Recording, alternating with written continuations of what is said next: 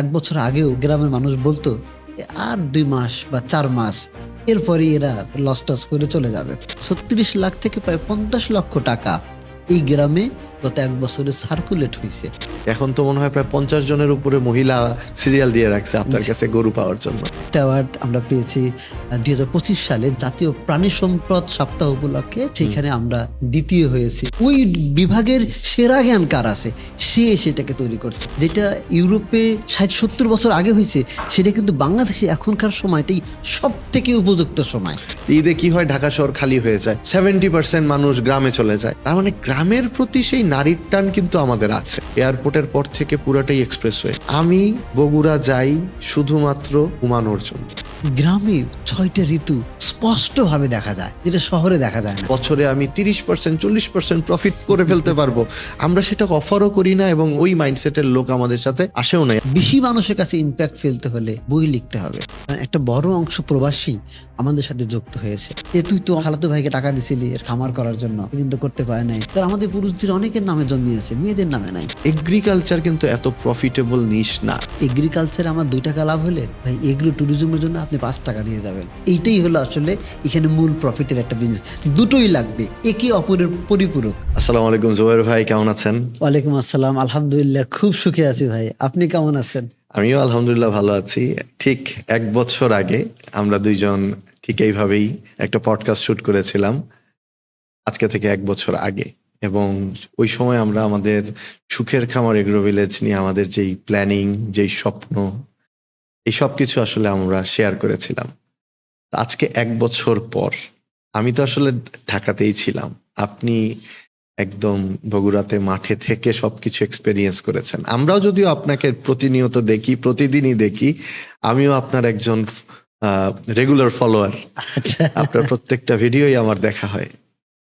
তো আপনি যেহেতু পুরো জিনিসটা আসলে এক্সপেরিয়েন্স করেছেন, আমি জানি, কিন্তু আমাদের যে অডিয়েন্সরা আছে তাদের সাথে আজকে আসলে আমরা একটু শেয়ার করতে চাই যে গত 1 বছরে আমাদের পরিকল্পনা থেকে আমরা আসলে কতটা সেই জায়গাতেই আছি, কতটা আমাদের উন্নতি হলো বা আমাদের প্রোগ্রেসটা কি, এই মুহূর্তে আমরা কি ভাবছি, আমাদের মিশন ভিশন সব কি আগের মতোই আছে নাকি আমরা সেখানে কিছু পরিবর্তন এনেছি কিনা। তো এই সব কিছু মিলে আজকে আসলে আপনার থেকে জানবো, এবং আমার কাছেও যেই সব আপডেটগুলো আছে আমি চেষ্টা করবো সেগুলাও অডিয়েন্সকে দেওয়ার জন্য। তো আপনার কাছে প্রথমেই যেটা জানতে চাচ্ছি, বলেন এই যে 1 বছর আগে এবং আজকে কি পরিবর্তন? আমি বলতে চাই যে 1 বছরে, মানে 1 বছর আগে ছিল এটা একটা ধারণা, এটা একটা স্বপ্ন, এটা একটা ইচ্ছা, একটা প্রবল আকাঙ্ক্ষা যে আমরা এরকম একটা কিছু করব, একটা এগ্রো ট্যুরিজম ভিত্তিক প্রকল্প করব। সেইটা শুরুর দিকে আপনারা জানেন যে গ্রামে যারা ছিল, গ্রামের মানুষের মধ্যে একটা বড় পরিবর্তন আসছে মনোভাবগত। আমি এইটা প্রথমে নম্বর অনে রাখতে চাই। কারণ ১ বছর আগেও গ্রামের মানুষ বলতো আর ২ মাস বা ৪ মাস এরপরই এরা এরা লস টস করে চলে যাবে। এই যে মনোভাব ছিল, আপনারা এই ধরনের কন্টেন্ট আমাদের এতে দেখেছেন। কিন্তু এই ১ বছরে মানুষের মনোভাব পরিবর্তন আসছে। কেন আসছে আগে সেইটা বলি। কতখানি এসছে এটা পরে বলতেছি।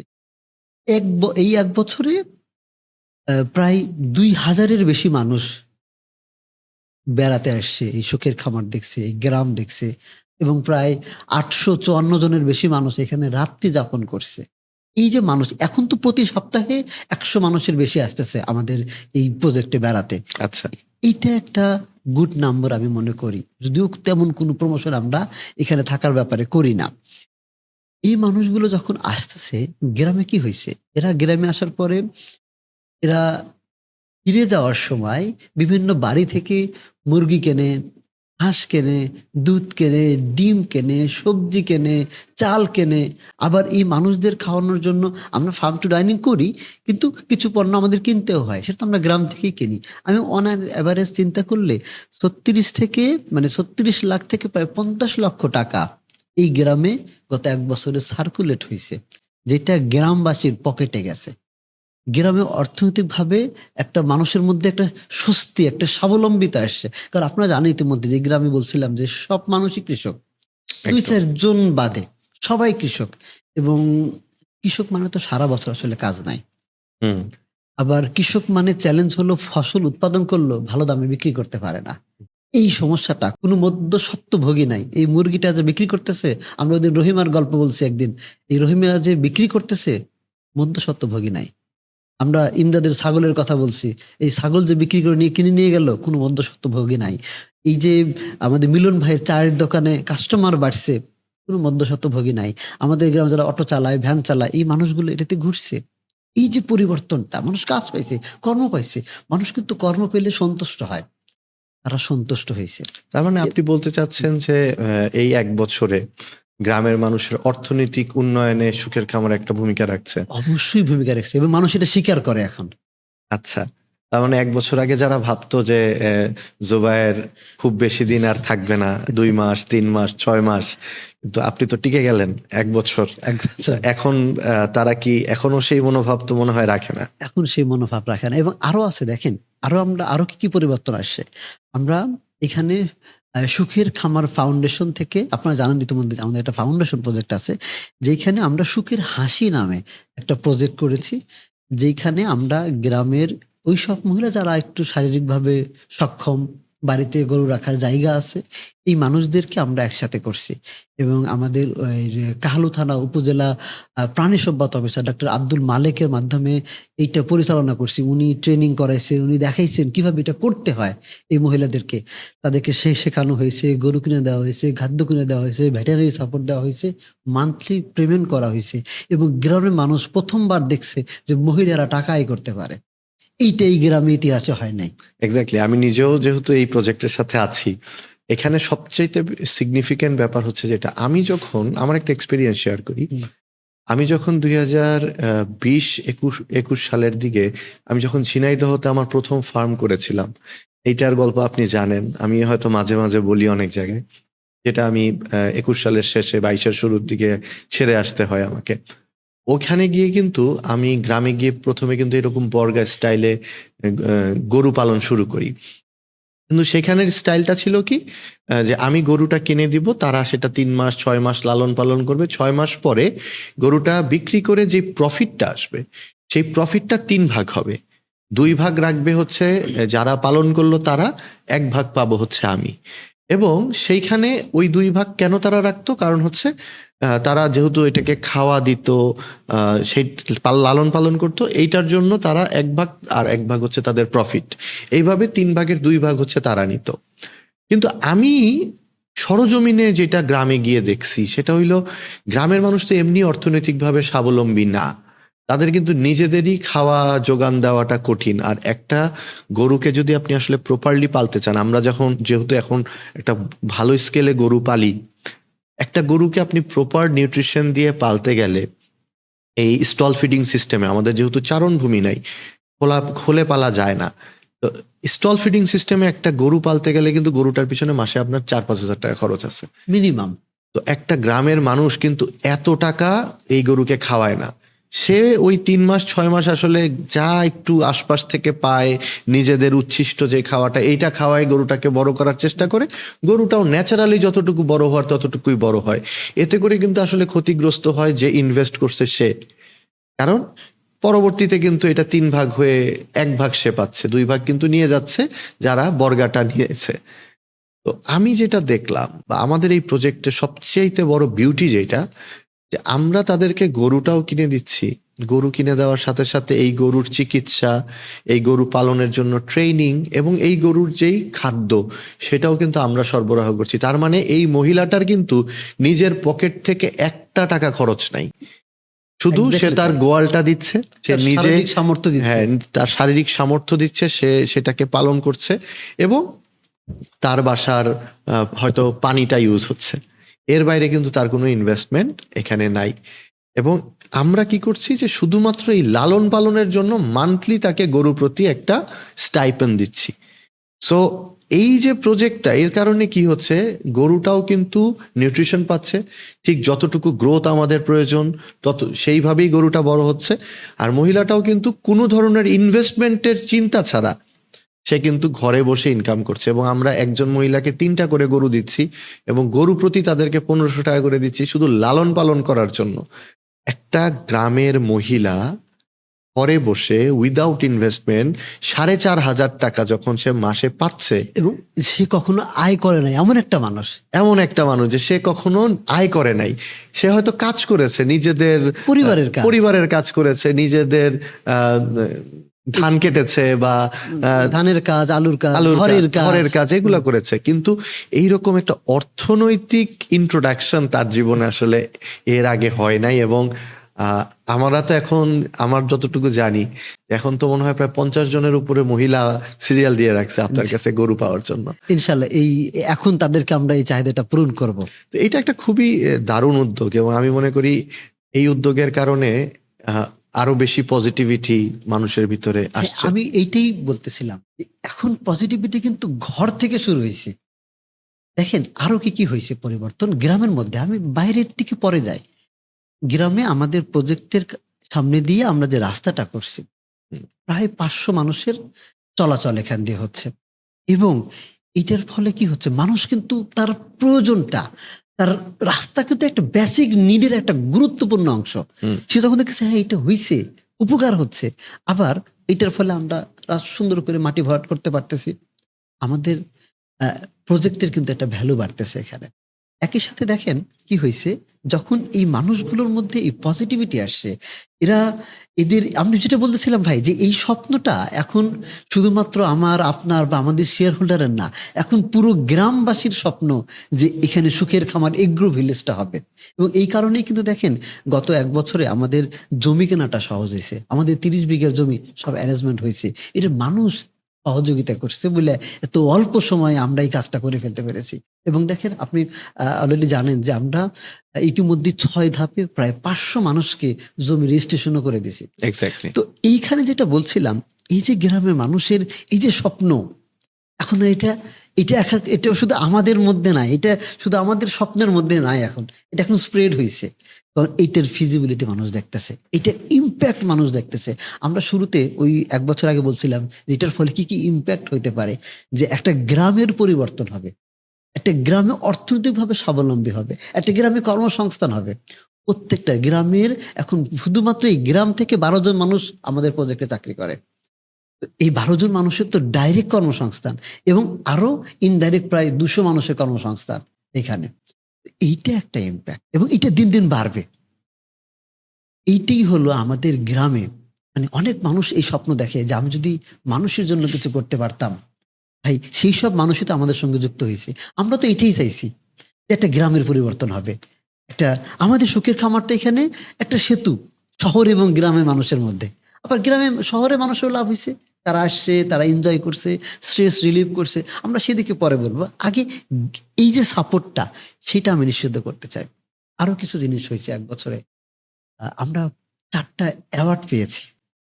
একটা অ্যাওয়ার্ড আমরা পেয়েছি 2025 সালে, যা এটাকে বলে হলো জাতীয় প্রাণী সম্পদ সপ্তাহ উপলক্ষে সরকার বিভিন্ন জেলা পর্যায়ে একটা অ্যাওয়ার্ড দেয়।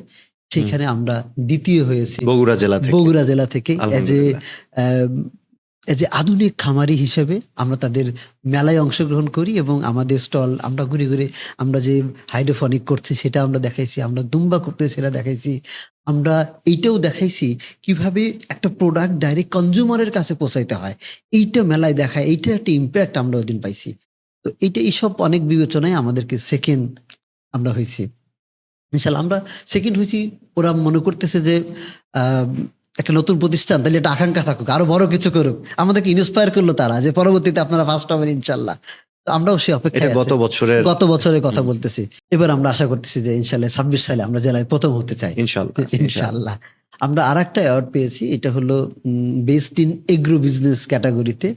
আমাদের নতুন ধারা পত্রিকা এই অ্যাওয়ার্ডটি দিয়েছে। আরেকটা অ্যাওয়ার্ড আমরা পেয়েছি জেসিআই বাংলাদেশে, জেসিআই টয়াব দিচ্ছি, এটা হলো 10 আউটস্ট্যান্ডিং ইয়াং পার্সনদের এটা দেওয়া হয়, আমরা আলহামদুলিল্লাহ সেটা দিচ্ছি। একই সাথে আমরা এদিনের একটা অ্যাওয়ার্ড দিচ্ছি, এদিন পত্রিকা। এরা একটা চমৎকার ক্যাটাগরি দিছে। সাধারণত গ্রাম থেকে শহরে যায় মানুষ, আমরা শহর থেকে গ্রামে ফিরছি, এবং আমরা শহরের কিছু মানুষকে নিয়ে কর্মসংস্থান করছি সেখানে। এই কারণে দিছে যে এটা একটা জিনিস যেটা আমরা একটা বন্ধ করছি, নতুন কিছু চালু করছি এই ক্যাটাগরিতে। এই জায়গাতে আপনি যখন বলছিলেন যে গ্রামের 12 জন আমাদের সাথে জয়েন করেছে, কিন্তু আশ্চর্যজনক বা আমাদের জন্য খুবই স্বস্তির যে শহর থেকেও কিন্তু এখন একটা বড় অংশের মানুষ গ্রামে এসে চাকরি করছে, জি সুখের খামারের টিমের মেম্বার হয়েছেন তারা। এবং আমাদের টিমটাও দিন দিন কিন্তু খুবই স্ট্রং হচ্ছে। এবং আমাদের টিমটা এখন কিন্তু প্রায় 50 জনের একটা টিম, ঢাকা এবং বগুড়া মিলিয়ে। এবং এখানে প্রত্যেকটা জায়গাতে আমরা কিন্তু খুব সুন্দরভাবে প্রসেস ডিজাইন করছি, যাতে এটা কোনোভাবে একটা পার্সন ড্রিভেন কোম্পানি না হয়, এটা যেন ইয়েস একটা প্রসেস ড্রিভেন কোম্পানি হয়। এবং এখানে একটা ম্যানেজমেন্ট মানে শক্ত ম্যানেজমেন্ট আমরা এখানে তৈরি করছি, এবং এখানে এক্সপার্ট মানুষ এখানে জয়েন করছে। আমি যদি বলি যে আমাদের তো ধরেন আমরা তো আসলে কৃষিবিদও না, আমরা কৃষি নিয়ে কাজ করছি, আমরা কৃষিবিদ না, আমরা উদ্যোক্তা। আমরা কিন্তু শুরুতেই এই কারণে 3জন কৃষিবিদকে আমাদের সাথে যুক্ত করেছি। তো ওনারা যখন আমাদের কাছে এসছেন, ওনাদের কাছ থেকে কিন্তু আমরা এখনো শিখছি, এবং আমাদের প্রত্যেকটা যে এক্সপেরিমেন্ট, আমাদের ভুল, আমাদের প্রত্যেকটা ভাবনা তাদের সাথে কিন্তু শেয়ার করছি, এবং তারা সেটাকে জাস্টিফাই করে দিচ্ছেন। তো আমরা কিন্তু চেষ্টা করেছি যে প্রত্যেকটা সেক্টরের যারা বেস্ট তাদেরকে নিয়ে একটা দল গঠন করতে। এবং যে কারণে আমি বলবো যে এইটার জন্য আমাদের কিন্তু জিনিসটা অনেক সহজ হয়ে গেছে। এবং আপনি বলছিলেন যে আমরা এখন পর্যন্ত 6 ধাপে প্রায় 500 মানুষকে কিন্তু অলরেডি জমির দলিল এবং তাদের শেয়ারের কাগজপত্র, সনদ, এভরিথিং আমরা হ্যান্ড ওভার করেছি। তো এই মানুষগুলাও কিন্তু আসলে এসছে সেই বিশ্বাসটার জায়গাটা থেকে। হ্যাঁ, এবং এই দক্ষ মানুষ তৈরি করতে পারছি বলে কিন্তু এই কাজগুলো সহজ হচ্ছে। এবং আমি একটা জিনিস শুধু মনে করাতে চাই আজকে আলোচনায়, যে আমরা শুধু কৃষিবিদ আনছি দক্ষ আমাদের হেল্প করা যায় এমন না। আমরা আমাদের যেই সব সেক্টর লাগবে, আমাদের অ্যাকাউন্টিং এর জন্য সিএ ফার্ম নিছি, আমাদের রিসোর্ট এবং খামারের ডিজাইনের জন্য আমরা এক্সপার্ট নিছি।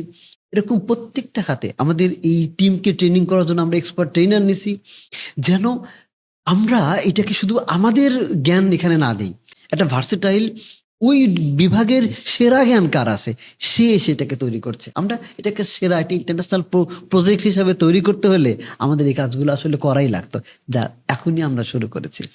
জুয়েল ভাই, আমি আরেকটু আপনার কাছ থেকে জানতে চাচ্ছি যে এই যে মানুষ প্রায় বললেন 2000 মানুষ ঘুরতে গেছে, এবং গত 1-1.5 মাসে মনে হয় আমাদের এভারেজ প্রায় প্রতি সপ্তাহে 100-র উপরে মানুষ ভিজিটে যাচ্ছে। এই মানুষগুলা কারা, এবং তাদের এক্সপিরিয়েন্স গুলা কি, তারা কি করছে গিয়ে গ্রামে? শহরের মানুষ যখন গ্রামে আসে তারা বেসিক কিছু জিনিস এনজয় করার চেষ্টা করে, খুব বেসিক এগুলো। তারা কি করে, খালি পায়ে একটু হাঁটার চেষ্টা করে। আমাদের রিসোর্টে যখন প্রথমে ঢোকে আমাদের উঠানটা মাটির, আমাদের বারান্দাটা মাটির, এখানে আগে জুতা খুলেও হাঁটে। এরপরে পুকুরে যায়, পুকুরে নেমে গোসল করে। বহুদিন পরে তারা পুকুরে গোসল করে। কেউ কেউ আছে শ্যালো মেশিনে গিয়ে গোসল করে, এবং তারা যারা করে এটা বলে সারা জীবন মনে থাকবে। এরপর কি করে, পুকুরে মাছ ধরে ওরা বড়শি দিয়ে, জাল দিয়ে। আমরা কিন্তু সেফটি সিকিউরিটি সব ইনশিওর করি, কিন্তু টেনশন নাই এটা নিয়ে। সেটা করে। এরপরে খামারে যায়, পশু পাখির সঙ্গে সময় কাটায়, গরু দেখে, ঘাস উৎপাদন কিভাবে করি, মাছ কিভাবে চাষ করি আমরা, এবং প্রত্যেকটা জিনিস এভরিথিং কিভাবে আমরা ম্যানেজ করি। প্রজেক্টটা এই যে বিরাট ৪৫ বিঘা দিঘির পারে খোলা মাঠ, যেখানে মাটি ভরাট হচ্ছে, এখানে যখন একটু খালি পায়ে হাঁটে, সামনে পুরোটা খালি দেখে, চোখ এবং মনের যে প্রশান্তি হয়, প্রত্যেকে এই জিনিসটা খুব এনজয় করতেছে। যদি কেউ গরমকালে হয়, ঝুম বৃষ্টির শব্দ তারা এই সময় পাচ্ছে। শীতকালে হলে তারা শিশিরের শব্দ শোনার চেষ্টা করতেছে, রাতে ঝিঝি পোকার ডাক শুনতেছে। এখন ব্যাঙের ডাক শোনার জন্য মানুষ গিয়ে, আমাদের একটা ছোট্ট ব্রিজ আছে, ওই ব্রিজে গিয়ে বসে থাকে যে ব্যাঙের ডাক শুনবো। আচ্ছা। এটা একটা খুবই রিল্যাক্স। তারা বলছে যে ভাই, ছোটবেলায় হইতো, দাদা বাড়িতে গেছি তখন এগুলো হইতো। আমরা এখন মন ভরে এই জিনিসগুলো এনজয় করতে পারতেছি। এবং কেউ কেউ এসে বলতেছে, বাচ্চাদের দেখাচ্ছি যে এইটা হলো সবজি, এই ধানটা কিভাবে হয়। এই মানে খাবার যে একটা জীবন্ত প্রক্রিয়া থেকে হয়, খাবার যে সুপার শপ বা ফ্রিজ থেকে আসে না, এই বাচ্চাদের এই ধারণাটা এইখানে দেখায় একটা জীবন্ত প্রক্রিয়া। একটা গাছ বড় হচ্ছে, সবজি হচ্ছে, একটা গরু বড় হচ্ছে, দুধ দিচ্ছে, সব মাংস উৎপাদন হচ্ছে। এই যে জিনিসটা তারা এখানে বাচ্চাদের সঙ্গে পরিচয় করে। এবং আমি দেখেছি মায়েদের, বাপেদের এটাও একটা আকাঙ্ক্ষা যে আমার শৈশবটা এরকম গেছে। কিন্তু আমি তো দীর্ঘদিন শহরে থাকছি, আমার বাপ শহরে থাকছে, আমি শহরে থাকছি। আমার বাচ্চাদের আমি গ্রাম দেখাতে পারিনি। এই আকাঙ্ক্ষাটাও মানুষ এখানে পূরণ করতেছে। তার মানে আপনি যদি বলেন যে বাবা মার কাছে কিন্তু ওই বাচ্চাদের চোখের স্পার্ক যেটা, Yes. সেটাও কিন্তু তাদের কাছে একটা বিশাল পাওনা, যেটা হয়তো শহরে বসে আসলে কোনোদিনই এক্সপেরিয়েন্স করা করা সম্ভব না। পসিবল না। এবং অনেক ক্ষেত্রে যারা বাচ্চাদেরকে নিয়ে যান, তাদের বাচ্চাদের হয়তো এটা জীবনের প্রথম গ্রাম দেখা। এবং আমি একটু যোগ করি, এমন আছে জীবনের প্রথম গ্রামে গেছে, এমন বাচ্চাও গেছে যে জীবনের প্রথম মাটিতে পা রাখছে। নাইস। আমার আরেকটা জিনিস ওইদিন আপনি বলতেছিলেন, এটা দর্শকদেরও জানা মানে ইন্টারেস্টিং একটা জিনিস, যে গ্রামে যারা এখন ঘুরতে আসে বা গ্রামে যাদের আত্মীয় স্বজন বেড়াইতে আসে, তারাও এখন বিকেল বেলাটা সুখের খামারে ঘুরতে আসে। মানে ওই গ্রাম, প্রতিদিনের ঘটনা, ঈদ পূজা বৈশাখে তো এটা বেশি হচ্ছে। আচ্ছা, তাদের এক্সপিরিয়েন্সটা একটু বলেন তো। তাদের এক্সপিরিয়েন্স হলো, ধরেন বাড়িতে আত্মীয় জি জামাই দাওয়াত করছে, মানে কোন অনুষ্ঠান হচ্ছে গ্রামে, সব মানুষ আসছে, তো বাড়ির সমস্ত আত্মীয় স্বজন নিয়ে চল সুখের সুখের খামার এখন একটা পার্কের মতো অবস্থা, এক মানুষ এখানে বেড়াতে আসে। আমি বলি নতুন কি দেখেন? বলে না, আমাদের বাড়িতেও গরু আছে, আমাদের বাড়িতেও মাছ আছে, কিন্তু এইখানে দেখতে না ভাল লাগে, আপনারা জিনিসটা যেভাবে গোছাচ্ছেন, যেভাবে টেকনোলজি নির্ভর করছেন, এইটাই মানুষকে দেখায়। এক্স্যাক্টলি। দেখেন মানে এগ্রি ট্যুরিজমের কনসেপ্টটা আসলে কি? এগ্রি ট্যুরিজমটা আমাদের কাছে, অনেকের কাছে মনে হইতে পারে যে না, এটা তো আমি নিজেই দেখছি। আবার অনেকের কাছে মনে হইতে পারে যে এইটা আসলে কি নতুন কিছু কিনা।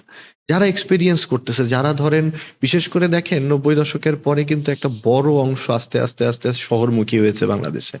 তো ধরেন আমার বাবা মার কথাও যদি বলি, বা আমাদের বাবা মার সমসাময়িক যারা আছেন, তারা সেই যে 90 দশকের শুরুতে অথবা শেষ নাগাদ শহরে এসেছে, এরপরে কিন্তু তারা গ্রাম থেকে ডিটাচ হয়েছে, এবং তাদের যেই বাচ্চা কাচ্চা, তারা কিন্তু আলটিমেটলি কখনো আর ওই গ্রামের স্বাদ পায় নাই।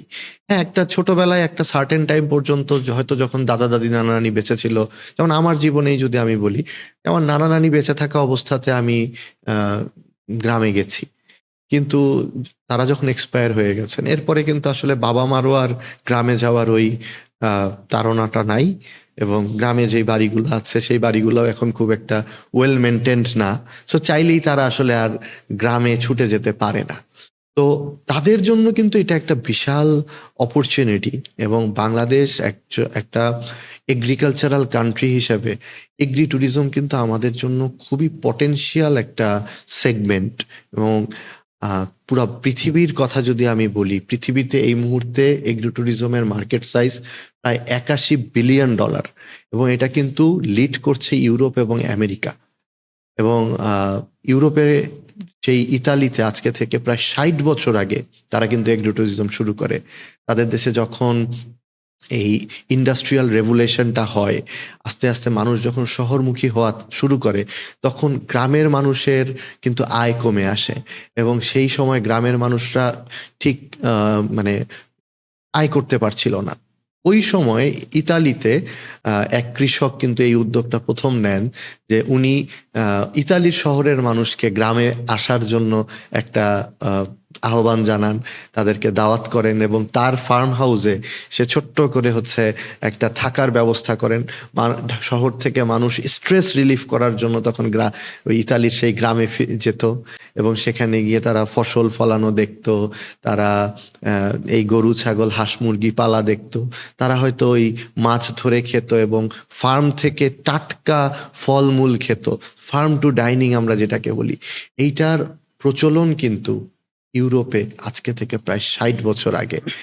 এবং আজকে দেখেন আমাদের দেশের কৃষকরা কিন্তু কষ্ট করছে সবচেয়ে বেশি, কিন্তু তারা কিন্তু প্রোডাক্টের দাম পাচ্ছে না। আমি এইখানে একটা জিনিস যুক্ত করতে চাই ভাই, সেটা হলো দেখেন 60-65 বছর আগে ইটালিতে যে পরিস্থিতি ছিল, আমাদের 60-65 বছর পরে বাংলাদেশে কিন্তু সেই পরিস্থিতি।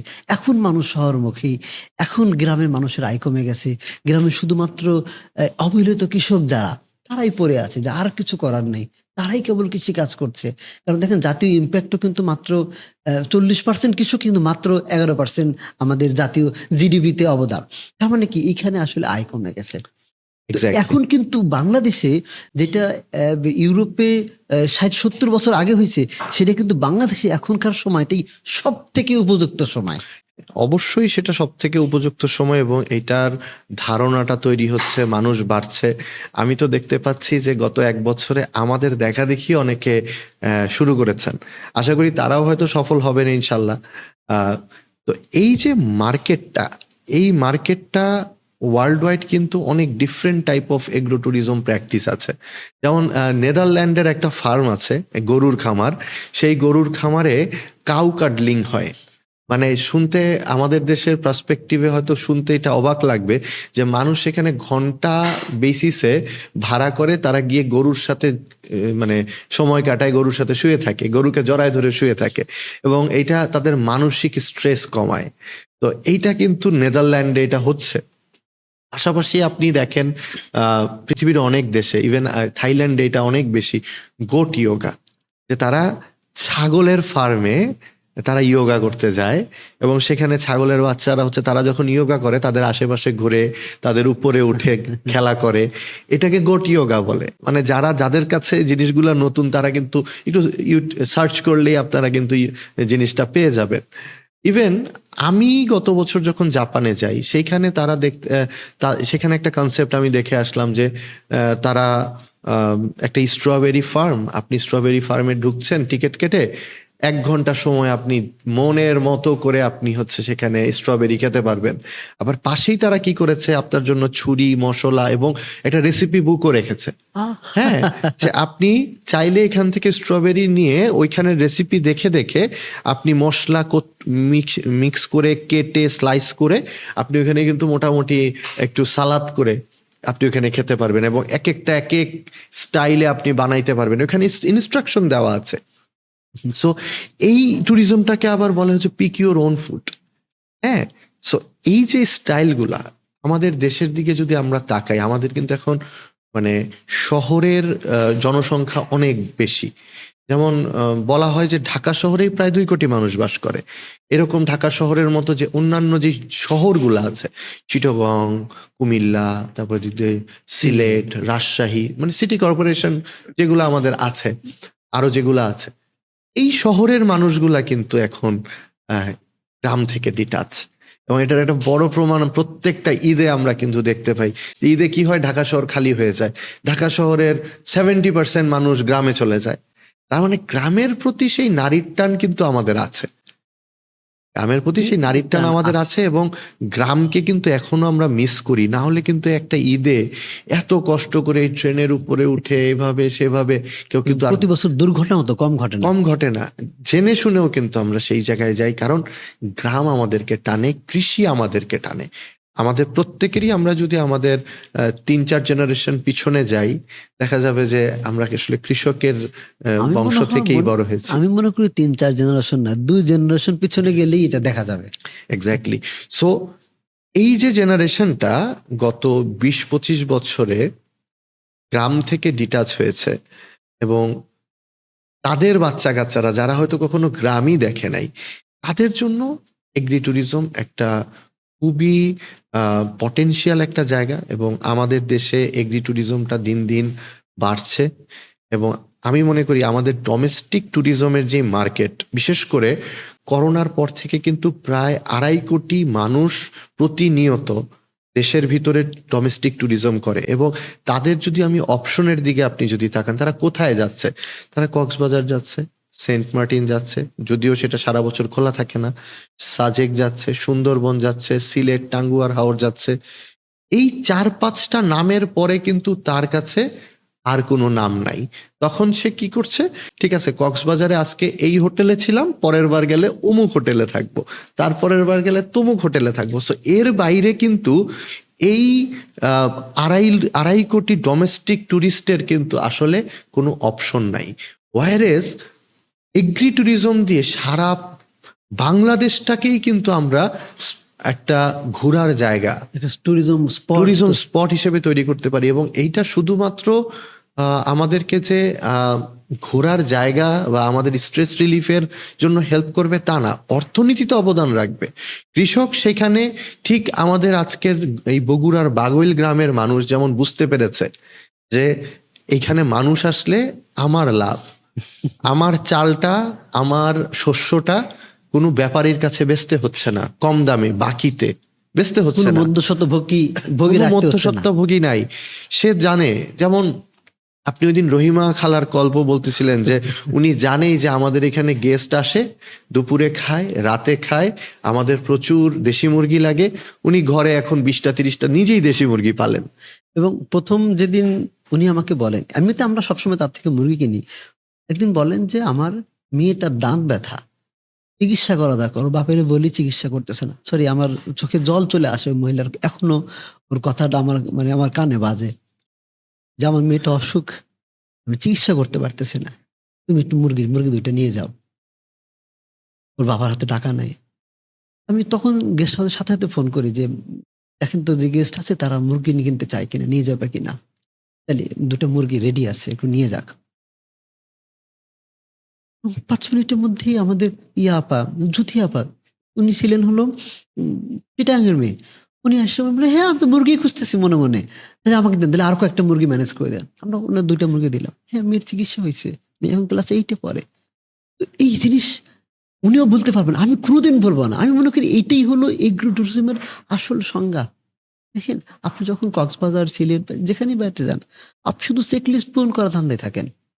কিন্তু এইখানে যখন আসবেন, আপনি একটা এক্সপেরিয়েন্স পান, আপনি একটা জীবন দেখেন, একটা মানুষ দেখেন, যেইটা আপনার মন জুড়ায়। এক্স্যাক্টলি। এবং এগ্রিট্যুরিজমের কনসেপ্টটাই কিন্তু এটা একটা এক্সপেরিমেন্ট বেসিস একটা কিন্তু ট্যুরিজম। এটা এখানে যেমন আমরা সুখের খামার এগ্রো ভিলেজের যেই প্ল্যানিং, এখানে আমরা পুরা কনসেপ্টটাকে যেভাবে ডেভেলপ করছি, একটা মানুষ যদি এই 2 দিনের জন্য ঘুরতে আসেন, আমি মনে করি যে তার এই 8 ঘন্টা ঘুম এবং রেস্টের সময় ছাড়া বাকি পুরা সময়টাই কিন্তু ইভেন্টফুল থাকবে। এবং ওনারা এই পুরা সময়টাতে ওনারা কিন্তু পুরাতন কিছু করবেন না, নতুন কিছু এক্সপেরিয়েন্স করবেন এবং তাদের জীবনের একটা মানে স্মরণীয় মানে জায়গা বা স্মরণীয় একটা মুহূর্ত কিন্তু এখানে তৈরি হবে। সো বাংলাদেশে এগ্রি ট্যুরিজমের একটা বড় সম্ভাবনা আছে, যেহেতু আমরা পুরা দেশটাই তো আসলে এগ্রো বেসড। আপনি দেশের মানে আনাচে কানাচে যেখানেই যাবেন সেখানেই তো আসলে এগ্রিকালচার আছে, কিন্তু যেটা নাই আমাদের সেটা হচ্ছে এগ্রো ট্যুরিজমের স্ট্রাকচার নেই। স্ট্রাকচার, আমি কি একটা জিনিস এখানে যোগ করি, দেখেন আপনি যখন শুরু করলেন যে কি কি পরিবর্তন দেখলেন, আমি কিন্তু এটাও বলতে চাই যে শুরু যখন আমরা করি তখন দেশের বিভিন্ন মানুষ আমাদের বলতো এগ্রো ট্যুরিজম বগুড়ায়, অত দূর গিয়া মানুষ, মানে জানি না বগুড়া কেন দূর, মানে বগুড়া দূর, আমার কাছে তো বগুড়া কাছে, আমার ঘর এখানে। যে মানুষ কেন ভিলেজ দেখতে যাবে? কিন্তু 1 বছরে কিন্তু যারা যেতে চায় তারা কিন্তু প্রমাণ করছে। আপনি কি এই জাতীয় কোনো পরিবর্তন দেখছেন যে এখন ইন্ডাস্ট্রিতে এর পরিবর্তনের প্রভাবটা কেমন হচ্ছে, সত্যি কথা যেটা মানুষ বলতে বিশ্বাসই করতো না? সত্যি কথা বলতে আমরা তো এর আগেও বলেছি যে বগুড়া তো আসলে আমরা চয়েস করি নাই, বগুড়া আমাদেরকে চয়েস করছে। হ্যাঁ, মানে ওই গল্প আগেও আমরা বলেছি, ওই গল্পে যাব না। কিন্তু দেখেন, আমিও কিন্তু এর আগে কোনোদিন বগুড়া যাই নাই, কিন্তু গত 2-2.5 বছরে বগুড়া যাওয়া আসায় আমার যে এক্সপেরিয়েন্স, আমি এখন যেটা দেখছি যে গত 2-2.5 বছরের রাস্তার যে উন্নয়ন হয়েছে, আপনি মোটামুটি এয়ারপোর্টের পর থেকে পুরাটাই এক্সপ্রেসওয়ে। হ্যাঁ, পুরাটাই এক্সপ্রেসওয়ে। আমি মানে মোটামুটি একবার বগুড়া কি ঢাকা এয়ারপোর্ট এবং গাবতলী একদম একবারে বগুড়া শহর পর্যন্ত। বগুড়া শহর পর্যন্ত আপনি যদি দেখেন পুরা রাস্তাটাই মোটামুটি 200-210 কিলোমিটারের একটা ডিস্টেন্স, বললেন 4 লেনের। এবং আপনার ওইখানে মনে হয় না ব্রেক চাপার কোনো দরকার আছে, আপনি যখন সেলফ ড্রাইভ করেন। আমি যখন যাই, আমি ধরেন ফজরের নামাজ পড়ে যদি আমি রওনা দেই, ধরেন আমি 6টার সময় যদি স্টার্ট করি, আমি মোটামুটি 8টা 8:30টার ভিতরে গিয়ে আমি ওই ফুড ভিলেজে গিয়ে নাস্তা করি। তো ওইখানে নাস্তা করতে গিয়ে আধা ঘন্টা আমি ওয়েট করি, একটু রেস্ট করি, একটু সবকিছু রেস্ট করার পরে আধা ঘন্টা রেস্ট করে যখন আবার রওনা দেই, আমি কিন্তু কোনোদিনও 4-4.5 ঘন্টার বেশি কিন্তু আমার পৌঁছানোর জন্য লাগে না, এবং রাস্তা ইজ ফ্যান্টাস্টিক। দ্বিতীয়ত দেখেন, এখন অনেকে ভাবে যে বগুড়ায় কি মানুষ যাবে বা কিভাবে যাবে। মজার ব্যাপার হচ্ছে যে গত 1 বছরে যে পরিমাণ মানুষ আমাদের এই ছোট্ট সেট আপে আসছেন, এইটাই আসলে প্রমাণ করে যে আসলে মানুষ কেন আসবে না। এবং এগ্রি ট্যুরিজম আমাদের যে কনসেপ্ট আমরা বিল্ড করতেছি, পুরা কনসেপ্টটা যখন রেডি হবে, তখন আমি তো মনে করি শুধু দেশের না, বিদেশের মানুষকেও আমরা আকর্ষিত করতে পারবো। ইতিমধ্যে 7টা দেশের বিদেশি অলরেডি আমাদের এখানে ঘুরে গেছে, রাত্রি যাপনও করেছে। এক্স্যাক্টলি। আরো দেখেন, বিশেষ করে যদি আমরা গত এক বছরের একটু উন্নয়নের কথা বলি, এক হচ্ছে রাস্তা ফ্যান্টাস্টিক ভাবে তৈরি হয়েছে, বগুড়া সিটি কর্পোরেশন হয়েছে, বগুড়া এয়ারপোর্ট অলরেডি ঘোষণা হয়ে গেছে, যেটা একটা ইন্টারন্যাশনাল এয়ারপোর্ট হতে যাচ্ছে, এবং বগুড়া এয়ারপোর্ট থেকে আমাদের সুখের খামারের ডিস্টেন্স কিন্তু মাত্র 10 কিলোমিটার। তো আমরা তো প্রথমে ভাবতাম যে এটা 1-1.5 বছরের মধ্যে কোনো রকম ডোমেস্টিক হোক, কিন্তু এখন তো সেটা ইন্টারন্যাশনাল হচ্ছে, এবং সেখানে কার্গো থেকে শুরু করে এক্সপোর্টের একটা হাব হচ্ছে সেখানে। দ্বিতীয়ত হচ্ছে, আমরা সিরাজগঞ্জের পর থেকে কিন্তু রেল লাইন ছিল না, এখন কিন্তু সিরাজগঞ্জের পর থেকে রেল লাইন চালু হচ্ছে। তাহলে দেখেন, আমরা যেটা বলছি যে 2027-এর 31 ডিসেম্বরের ভিতরে আমরা আমাদের টোটাল সুখের খামারের যে 30 বিঘার প্রজেক্ট, সেটার ইনফ্রাস্ট্রাকচার রেডি করব, ততদিনে কিন্তু এই যোগাযোগ ব্যবস্থা আরো উন্নত হবে, এবং আমাদের এই ভিজিটার সংখ্যা এখন যেরকম বাড়ছে, সপ্তাহে 100 জন, it's a huge thing. So এই সংখ্যাটা কিন্তু এই পুরা সেট আপ রেডি হইতে হইতে একটা দারুণ জায়গায় যাবে। আর বগুড়া কিন্তু আপনি বলতে পারেন যে উত্তরবঙ্গের হার্ট। ইয়েস। হ্যাঁ, উত্তরবঙ্গের হার্ট। তো এই বগুড়াকে এই মুহূর্তে আমি বলবো যে ইনফ্রাস্ট্রাকচার তৈরির জন্য আমরা যে বগুড়াকে আসলে চয়েস করেছিলাম আজকে থেকে 3 বছর আগে, তখনের চয়েসটা ছিল আমাদের আসলে বাই ডিফল্ট। হ্যাঁ, আমাদেরকে চয়েস করতে হয়েছে, কিন্তু আজকে এসে বগুড়া কিন্তু খুবই মানে আশাব্যঞ্জক একটা জায়গায় আছে। যেটা আমি বলছিলাম যে সারা দেশে যদি আপনি এগ্রি ট্যুরিজম নিয়ে কাজ করতে চান, আপনাকে ইনফ্রাস্ট্রাকচারে কাজ করতে হবে, আপনাকে এই যে গ্রামের মানুষের একসেপ্টেন্স নিয়ে কাজ করতে হবে। এটা কিন্তু জাস্ট আমি একটা বলে দিলাম আর হয়ে গেল, ব্যাপারটা কিন্তু তা না। আমরা গত 3 বছর ধরে যেই ধরনের গ্রামের মানুষকে যে আস্তে আস্তে আস্তে আস্তে অভ্যস্ত করা, শুরুর দিকে তো কেউ সেটা আসলে বিলিভ করে নাই, এবং এটা খুবই স্বাভাবিক যে আমাদের পরিবাররাও ব্যাপারটা মানতে চায় না। হবে কি হবে না, হবে কি কি চিন্তা হবে করে না। এরা। তো এইখানে এগ্রি ট্যুরিজমটাকে আসলে যদি আমরা অ্যাওয়ারনেসও তৈরি করতে চাই, বাংলাদেশের এটা প্রচন্ড রকম ভাবে সম্ভাবনা আছে, কিন্তু লাগবে হচ্ছে আপনি যখন একটা গ্রামকে নিয়ে ভাববেন, একটা গ্রাম পর্যটন নিয়ে ভাববেন, তখন গ্রামের মানুষের মাইন্ডসেট চেঞ্জ করা কিন্তু প্রথম কাজ। যেইটা আমি মনে করি গত 3 বছরে আমাদের এই সুখের খামার এগ্রো ভিলেজের এই বাগৈল গ্রামকে আমরা হয়তো সেই মাইন্ডসেটের দিকে নিয়ে যেতে পেরেছি, আরো তৈরি হবে। তো আমাদের আসলে তো ইচ্ছা আছে যে ইনশাল্লাহ আমরা প্রত্যেকটা ডিভিশনে, প্রত্যেকটা বিভাগে আমরা এরকম একটা করে এগ্রো ট্যুরিজম প্রজেক্ট আমরা হয়তো ইনশাল্লাহ করতে পারি, আল্লাহ তাআলা যদি ইনশাআল্লাহ। আমাদেরকে ইয়ে দেন। তবে এই মুহূর্তে আমাদের একমাত্র টার্গেট কিন্তু এই বগুড়াকে একটা মডেল হিসাবে আসলে বগুড়ার এই সুখের খামারকে তৈরি করা, এবং আমরা গত 1 বছরে অনেকটাই করতে পেরেছি। আপনি যদি ব্র্যান্ডিং এর দিকে একটু তাকান, এখন ঢাকা শহরে আমার আশেপাশে আমার পরিচিতদের মধ্যে যাদের সাথে কথা হয়, আমি দেখি যে আমার থেকে আপনার খবর তারা বেশি রাখেন। হ্যাঁ, আপনাকে তারা প্রতিনিয়ত দেখেন, এবং আমাদের এই যে একটা কনসেপ্ট, আমাদের পেজে গত 3 বছরে মনে হয় প্রায় 1,500-এর মতো পোস্ট অ্যান্ড ভিডিও, ছবি আমরা পোস্ট করেছি। ইচ অ্যান্ড এভরি ডিটেইল আমরা যে 1 to 1 পোস্ট করছি। অনেক সময় আপনি একটা ভিডিও আমার দেখে মনে হয় যে এই ভিডিওটা এত আনপ্রফেশনাল হয়েছে, তারপরও ভাই এটা পোস্ট করে দিল। প্রথম প্রথম আমার একটু এরকম মনে হইতো, কিন্তু আমি দেখলাম যে না, ওই ভিডিওটা উল্টা মানুষ বেশি দেখছে, আচ্ছা। এবং মানুষ এটাকে এক্সপেরিয়েন্স করছে। আপনি একটা বৃষ্টির ভিডিও দিচ্ছেন, বা আপনি একটা ধান কাটার ভিডিও দিচ্ছেন, আপনি একটা গরুর ঘরের ভিডিও দিচ্ছেন, আপনি একটা দুম্বার ভিডিও দিচ্ছেন, এই যে দুম্বাকে দুধ খাওয়াচ্ছে এরকম একটা ছবি এনে এরকম দিছে। একটা ছবি দিচ্ছেন, মানুষ না কানেক্ট করতেছে, মানে সে আপনার জায়গায় নিজেকে কল্পনা করতেছে।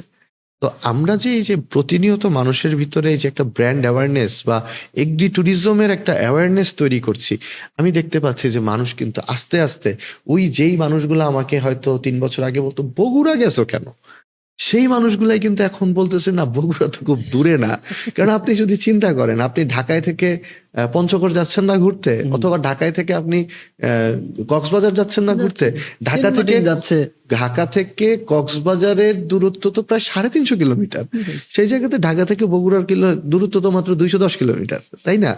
তো আলটিমেটলি আসলে এটা দূরত্বের ব্যাপার না, এটা মাইন্ডসেটের ব্যাপার, প্লাস ওই জায়গাটা আসলে কি অফার করতেছে, ইয়েস, একদম তাই না? আপনি দেখেন আমরা কিন্তু অনেক সময় এই 8, 9, 10 ঘন্টা জার্নি করে পঞ্চগড় যাই শুধুমাত্র কাঞ্চনজঙ্ঘা দেখার জন্য, এক্সপেরিয়েন্সটা নেওয়ার জন্য, তাই না? আলটিমেটলি প্লেস বা ডিস্টেন্সটা ম্যাটার না, ম্যাটার করে ওই প্লেসটার আকর্ষণটা কি, ওই প্লেসটা আপনাকে কি অফার করে। আর শহুরে মানুষ আসলে আমরা এখন, যেমন আমি আমার কথাই যদি বলি, আমরা এত বেশি যান্ত্রিক জীবনে কাটাই, আমরা যখন একটু শান্তি খোঁজার জায়গা পাই, একটা শান্তির জায়গা আছে কারো থেকে শুনি, যেমন আমার কথা যদি বলি, আমি বগুড়া যাই শুধুমাত্র ঘুমানোর জন্য, একটা সাউন্ডলেস স্লিপের জন্য। এবং আমি কিন্তু বরাবরই এই জিনিসটা করি, আপনি অ্যাটলিস্ট যেটা জি। জানেন। এবং আমি যখন মানে এই যে আমি ঘুমাই, একদম প্রিন ড্রপ সাইলেন্স, কোনো আওয়াজ নাই, কোনো গাড়ির আওয়াজ নাই, কিচ্ছু নাই, আলো নাই, কলিং বেল নাই, মানে এই যে একটা পরিবেশ, এই পরিবেশটা ঢাকার মানুষের জন্য আমি বলবো খুবই ভ্যালুয়েবল। ধরেন কক্সবাজার বা যেই জায়গাগুলোর কথা আমরা বললাম, অবশ্যই সেগুলা আমাদের দেশের ট্যুরিজমের বেস্ট জায়গা, কিন্তু কক্সবাজারে গিয়েও কি আপনি এখন যান্ত্রিকতার বাইরে কিছু দেখেন? আপনি কি সেখানেও মানুষ এবং হই হুল্লোড় ছাড়া কিছু দেখেন? এইবার এই যে প্রত্যেক ঈদের ছুটিতে আপনি যখন টেলিভিশনের পর্দায় এই কক্সবাজারকে দেখেন, পানি কি দেখা যায়? শুধু মানুষ দেখা যায়। তার মানে আমি একটা ভিড় থেকে আরেকটা ভিড়ে যাচ্ছি, আর বলতেছে আমি রিল্যাক্স হব, আর আমি বলতেছি আমি রিল্যাক্স হব। আমি আরো টায়ার্ড হয়ে মানে ফিরতেছি। আলটিমেটলি একটা 5 স্টার, 4 স্টার, 3 স্টার হোটেলের জানালা দিয়ে সমুদ্র দেখা, এইটাতে কিন্তু আসলে ওই রিল্যাক্স ব্যাপারটা দেখেন নাই। আমি কিন্তু এটার পক্ষে। সে কক্সবাজার দেখবে, সমুদ্র দেখবে, সে পাহাড় দেখবে, সে সুন্দর বন দেখবে, এটা একটা জিনিস। কিন্তু এই জিনিস আপনি কয়বার দেখবেন? কিন্তু কাদায় আপনি শরীর মাখাবেন, পুকুরে নেমে গোসল করবেন, এইটা বারবার মন চায়। এবং গ্রাম কিন্তু দেখেন, আমার এক্সপিরিয়েন্স, আমি তো আসলে শহরের ছেলে, আমার জীবনে ওইভাবে গ্রামে যাওয়া হয় নাই।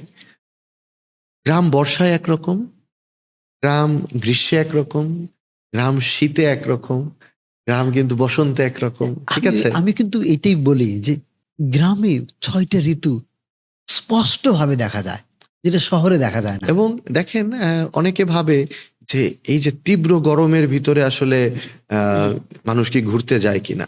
আমি তো নিজে গত 3-4 বছরে গরমের সময় যখন আমি গ্রামে গেছি, ঢাকায় যেই ভ্যাপসা গরম, যে অস্বস্তি, যেই যানজট, যেই মানে দিনটা আমরা যেভাবে কাটাই, আমি দেখি যে রাস্তায় দাঁড়া থাকলে শরীর ঘেমে যায়। শরীর ঘেমে যাচ্ছে। আপনি কালকেই বলতেছিলেন যে ভাই ঢাকায়, আমি জিজ্ঞেস করলাম যে ঢাকায় কেমন লাগছে, বলছে ভাই এত আওয়াজ এবং এত মানে ঘাম। হ্যাঁ, গ্রামে কিন্তু সেটা নাই। গ্রামে গরম আছে, কিন্তু সাথে কিন্তু শীতল বাতাস আছে। হ্যাঁ, আমি একটু গাছের নিচে, আমি রোদ দিয়ে গেলাম, একটু গরম লাগলো, গাছের নিচে দাঁড়ালাম, শীতল বাতাসে প্রাণ জুড়িয়ে যায়। সো এই যে এই ফিলিংসগুলা আসলে শহরে বসে বোঝা যাবে না। তো আলহামদুলিল্লাহ, আমরা সুখের খামার থেকে, আমি মনে করি সুখের খামারের এই আমাদের সোশ্যাল অ্যাওয়ারনেস গুলা আমরা গত 1 বছর ধরে যেভাবে মানুষকে জানানোর চেষ্টা করেছি, কানেক্ট করার চেষ্টা করেছি, এবং আলহামদুলিল্লাহ এর মাধ্যমে একটা বড় অংশের মানুষ আমাদের সাথে যুক্ত হচ্ছেন। এবং আপনি তো বললেনই যে আমরা অলরেডি প্রায় 500 মানুষকে কিন্তু তাদের পার্টনারশিপ, তাদের ল্যান্ড রেজিস্ট্রেশন সবকিছু আমরা বুঝিয়ে দিয়েছি। তো এই যে মানুষগুলো আমাদের সাথে অ্যাড হচ্ছে, তারাও কিন্তু আসলে অ্যাড হচ্ছে। অবশ্যই এটা একটা ইনভেস্টমেন্ট, এটা একটা এখান থেকে মানুষের একটা আয়ের উৎস হিসেবেই এটা তৈরি হচ্ছে। কিন্তু এখানে যারা আসছেন তারা কিন্তু শুধুমাত্র ওই আয় করার জন্য আসছেন না, তারা কিন্তু শুধুমাত্র ওই 3 বছরে তার পয়সা ডাবল হয়ে যাবে এই টাইপের মাইন্ডসেটের লোক, বা বছরে আমি 30%, 40% প্রফিট করে ফেলতে পারবো, আমরা সেটা অফারও করি না, এবং ওই মাইন্ডসেটের লোক আমাদের সাথে আসেও নাই। আলহামদুলিল্লাহ এখন পর্যন্ত যারা আমাদের সাথে যুক্ত হয়েছেন প্রত্যেকে কিন্তু এই ইম্প্যাক্ট গুলাকে ভ্যালু দিচ্ছেন, গ্রামের প্রতি একটা গ্রামের সাথে কানেক্টিভিটি তৈরি করছেন। সো এবং এই মানুষগুলো বিশ্বাস করে যে আমাদের প্রজেক্ট যখন শেষ হবে 2027-এর মধ্যে, এই 1.5 বছরে আমাদের প্রজেক্ট যেমন শেষ হবে, আমাদের অ্যাওয়ারনেস তেমন 1.5 বছরে আরো বাড়বে। 1.5 বছরে রেল লাইন, রাস্তা, এয়ারপোর্ট, এই সব কিছুর কাজও কিন্তু শেষ মানে হবে। আলটিমেটলি দিস ইজ এ মানে ইনকাম মেকিং একটা অ্যাসেট তার তৈরি হচ্ছে, তাই না? হ্যাঁ। সে এই অ্যাসেটটা থেকে সে ইনকাম তৈরি করছে এবং এটা it's a real asset. Yes, okay. অবশ্যই। জুবাইর ভাই, আমাকে আরেকটা জিনিস যেটা বলেন সেটা হচ্ছে যে আপনি তো একটা বইও লিখেছেন। জি। হ্যাঁ, এই বই লেখার চিন্তাটা মানে এই কাজের মধ্যে দিয়ে এই বই লেখার চিন্তাটা কিভাবে আসলো আপনার, এবং আপনি আসলে এই বইটা কাদের জন্য লিখেছেন এবং রেসপন্স কেমন পাচ্ছেন? একটা ব্যাপার এখানে বলতে চাই, দেখেন আমরা যে এখানে কাজ করছি, আমরা গ্রামের উন্নয়ন হচ্ছে, আমরা আমাদের যারা শেয়ার হোল্ডার হয়েছেন, ফাউন্ডিং শেয়ার হোল্ডার, তাদের যেমন লাভ হচ্ছে, কিন্তু আমরা চাইছি একটা ন্যাশনাল লেভেলও ইম্প্যাক্ট আনতে, যেটা আমরা এগ্রো ট্যুরিজমকে প্রমোট করে মানুষকে দিচ্ছি। কিন্তু আমি চাইছি বাংলাদেশে বহু তরুণ, বহু শিক্ষিত মানুষ, বহু প্রবাসী, তারা চাইছে যে আমি একটা খামার করব, এই স্বপ্ন দেখছে, কিন্তু তারা ম্যাক্সিমাম মানুষই হারাইছে। এটা যেন কমে, এর কারণে আমরা প্রথমে অনলাইনে ট্রেনিং লঞ্চ করি, মানুষ ব্যাপক সাড়া দিছে। আমরা ফিজিক্যাল করি, মানুষ ব্যাপক সাড়া দিছে। কিন্তু আপনার ন্যাশনাল লেভেলে বেশি মানুষের কাছে ইম্প্যাক্ট ফেলতে হলে বই লিখতে হবে, কারণ আমি সবার কাছে পৌঁছাতে পারবো না, বই পৌঁছাতে পারবে। তখন এই যে আমার জার্নি, এই গত ৭-৮ বছরে আমি যা যা করেছি, প্রথমে হয়তো অল্প অল্প করেছি, পরে তো ফুল টাইম চলে আসলাম। এই জার্নিতে যা ভুল করেছি, যা শিখছি, আমার কি করা উচিত, কি করা উচিত হয় নাই, এই ভুলগুলো থেকে শিক্ষা নিয়ে এই বইটা লিখছি। এটাই একটা উদ্দেশ্য ছিল, যেন মানুষ এই ভুলগুলো আর না করে। তার যেন সময়টা বাঁচে, তার যেন টাকাটা নষ্ট না হয়। তার যেন এগ্রিকালচার একটা খারাপ জিনিস এইটা অনুভব না করে। সে যেন প্রথমেই অন্ততপক্ষে লস করার চেয়ে যদি কম প্রফিটেও ১ম বছরটা পার করতে পারে, সে কিন্তু কনফিডেন্ট পাবে। এই চেষ্টা থেকে এটা করা। তো আর এটা এখন রকমারিতে পাওয়া যাচ্ছে এবং প্রায় ৫,০০০ মানুষ বইটা পড়ছে এখনো পর্যন্ত। এটা খুবই আনন্দের ব্যাপার যে বইটা মানুষ পছন্দ করতেছে। কংগ্রাচুলেশন আপনাকে। এবং আমি মনে করি যে এটাও একটা বড় ইম্প্যাক্ট। এবং যারা হয়তো আমাদের সাথে যুক্ত হতে পারছেন না, কিন্তু যারা হয়তো কৃষির সাথে যুক্ত হতে চান, অনেকেই আছেন যাদের হয়তো স্বপ্ন হচ্ছে একটা গরুর খামার করার। এই মানুষগুলার জন্য আপনার এই বইটা আসলে কাজে আসবে। তো জুবাইর ভাই, আমি আসলে এখন আপনাকে যেটা জিনিসটা করতে মানে যে প্রশ্নটা করতে চাই, আমাদের সাথে যারা যুক্ত হচ্ছেন আমাদের শেয়ার হোল্ডার হিসেবে, তাদের তারা কারা এবং তারা আসলে কোন মাইন্ডসেট থেকে আমাদের সাথে যুক্ত হচ্ছেন, তারা কি দেখে আসছেন আমাদের সাথে যুক্ত হচ্ছেন, এই ব্যাপারগুলা যদি আমরা একটু জানি আপনার কাছ থেকে। আমি ১ম এই বলব প্রবাসীদের কথা। একটা বড় অংশ প্রবাসী আমাদের সাথে যুক্ত হয়েছে। আমি কয়েকটা জিনিস একটু ছোট্ট করে বলি যে প্রবাসীরা কেন আসতেছে?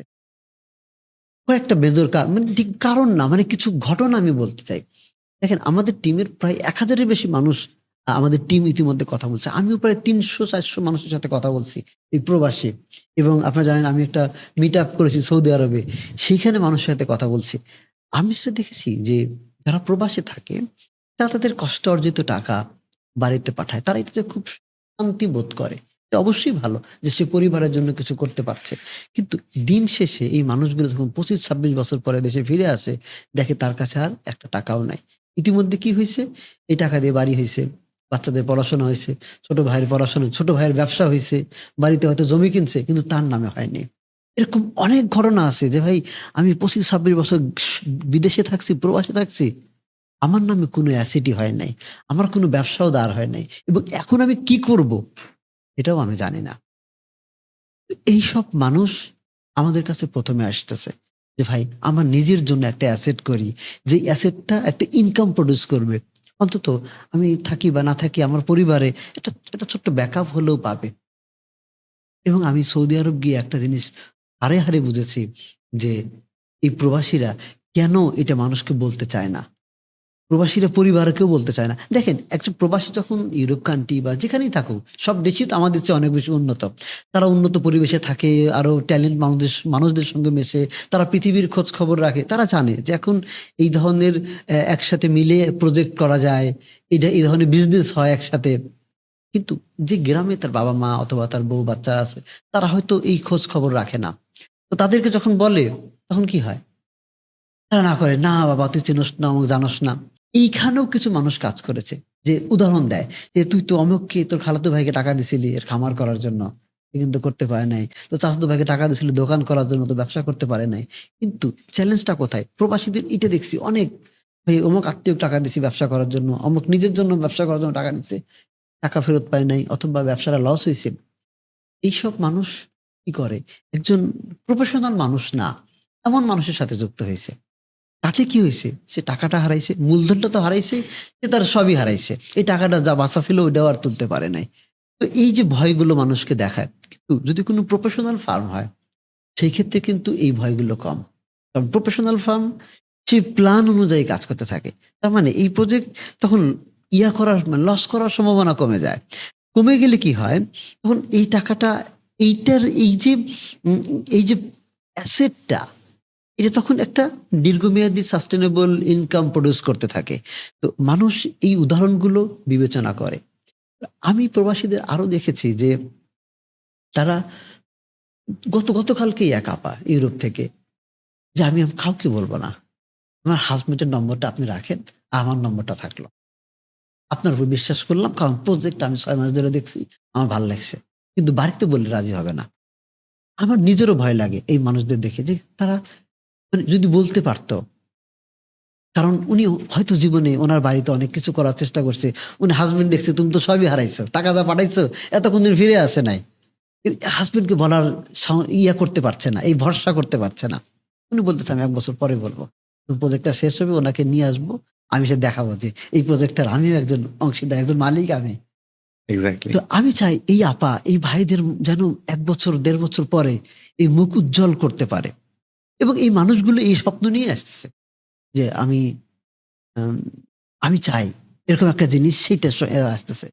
আরেকটা শ্রেণীর মানুষ আসতেছে যারা শহরে থাকে, শিক্ষিত মানুষ।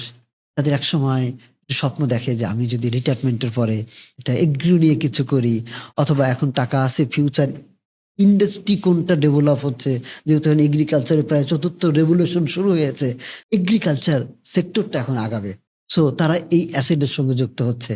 তারাও এখন চায় যে আমার একটা ইনকাম প্রোডিউসিং অ্যাসেট এখানেও তৈরি হোক, যেটা আমি প্যাসিভ ভাবে হালাল ভাবে ঘরে বসে পাবো। তো এই শিক্ষিত মানুষরা, শহরের শিক্ষিত তরুণরা এখানে যুক্ত হচ্ছে। আমি বলব এই ২ ধরনের মানুষই বেশি আসতেছে।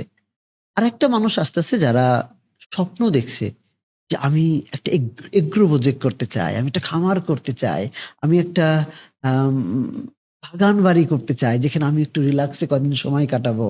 আমার একটা রিসোর্ট যদি থাকতো, এটা গ্রামে হোক, শহরে হোক বা কোথাও একটা হোক। এখানে খুব নিরিবিলি শান্তির একটা জায়গা হবে, নিজের জায়গা হবে।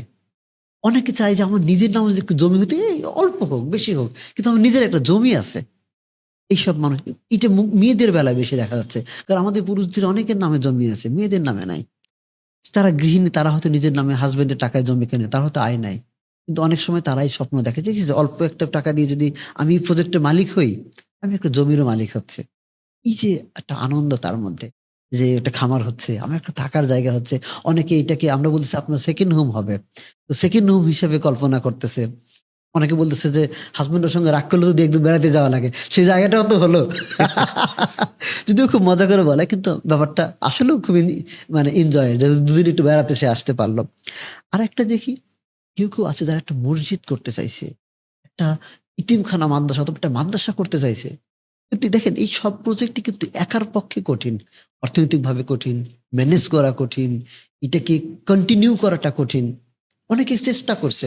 আমাদের এখানে কমপক্ষে ৫০০ জন আছে যারা চেষ্টা করছে একটা মাদ্রাসা করা, একটা মসজিদ করার। কিন্তু শেষ করতে পারে নাই। যারা করছে সেগুলো ধুকে চলতেছে। উনি টাকা পাঠাচ্ছে কিন্তু জিনিস ধুকে চলতেছে। ভাই এটা আপনার স্বপ্ন, কিন্তু যেইটা পরিচালনা করতেছে তার এটা স্বপ্ন নাও হইতে পারে। আমাদের এখানে উল্টা হইছে। আমরা স্বপ্ন দেখে আমরা ডাকছি। ভাই এই স্বপ্ন যারা আছে তারা আছেন। তো এই মানুষগুলো আসতেছে। আরো কিছু মানুষ আছে যারা চায় একটা একটা পরিবর্তন চায়। যে আমি মানুষের জন্য কিছু করতে চাই।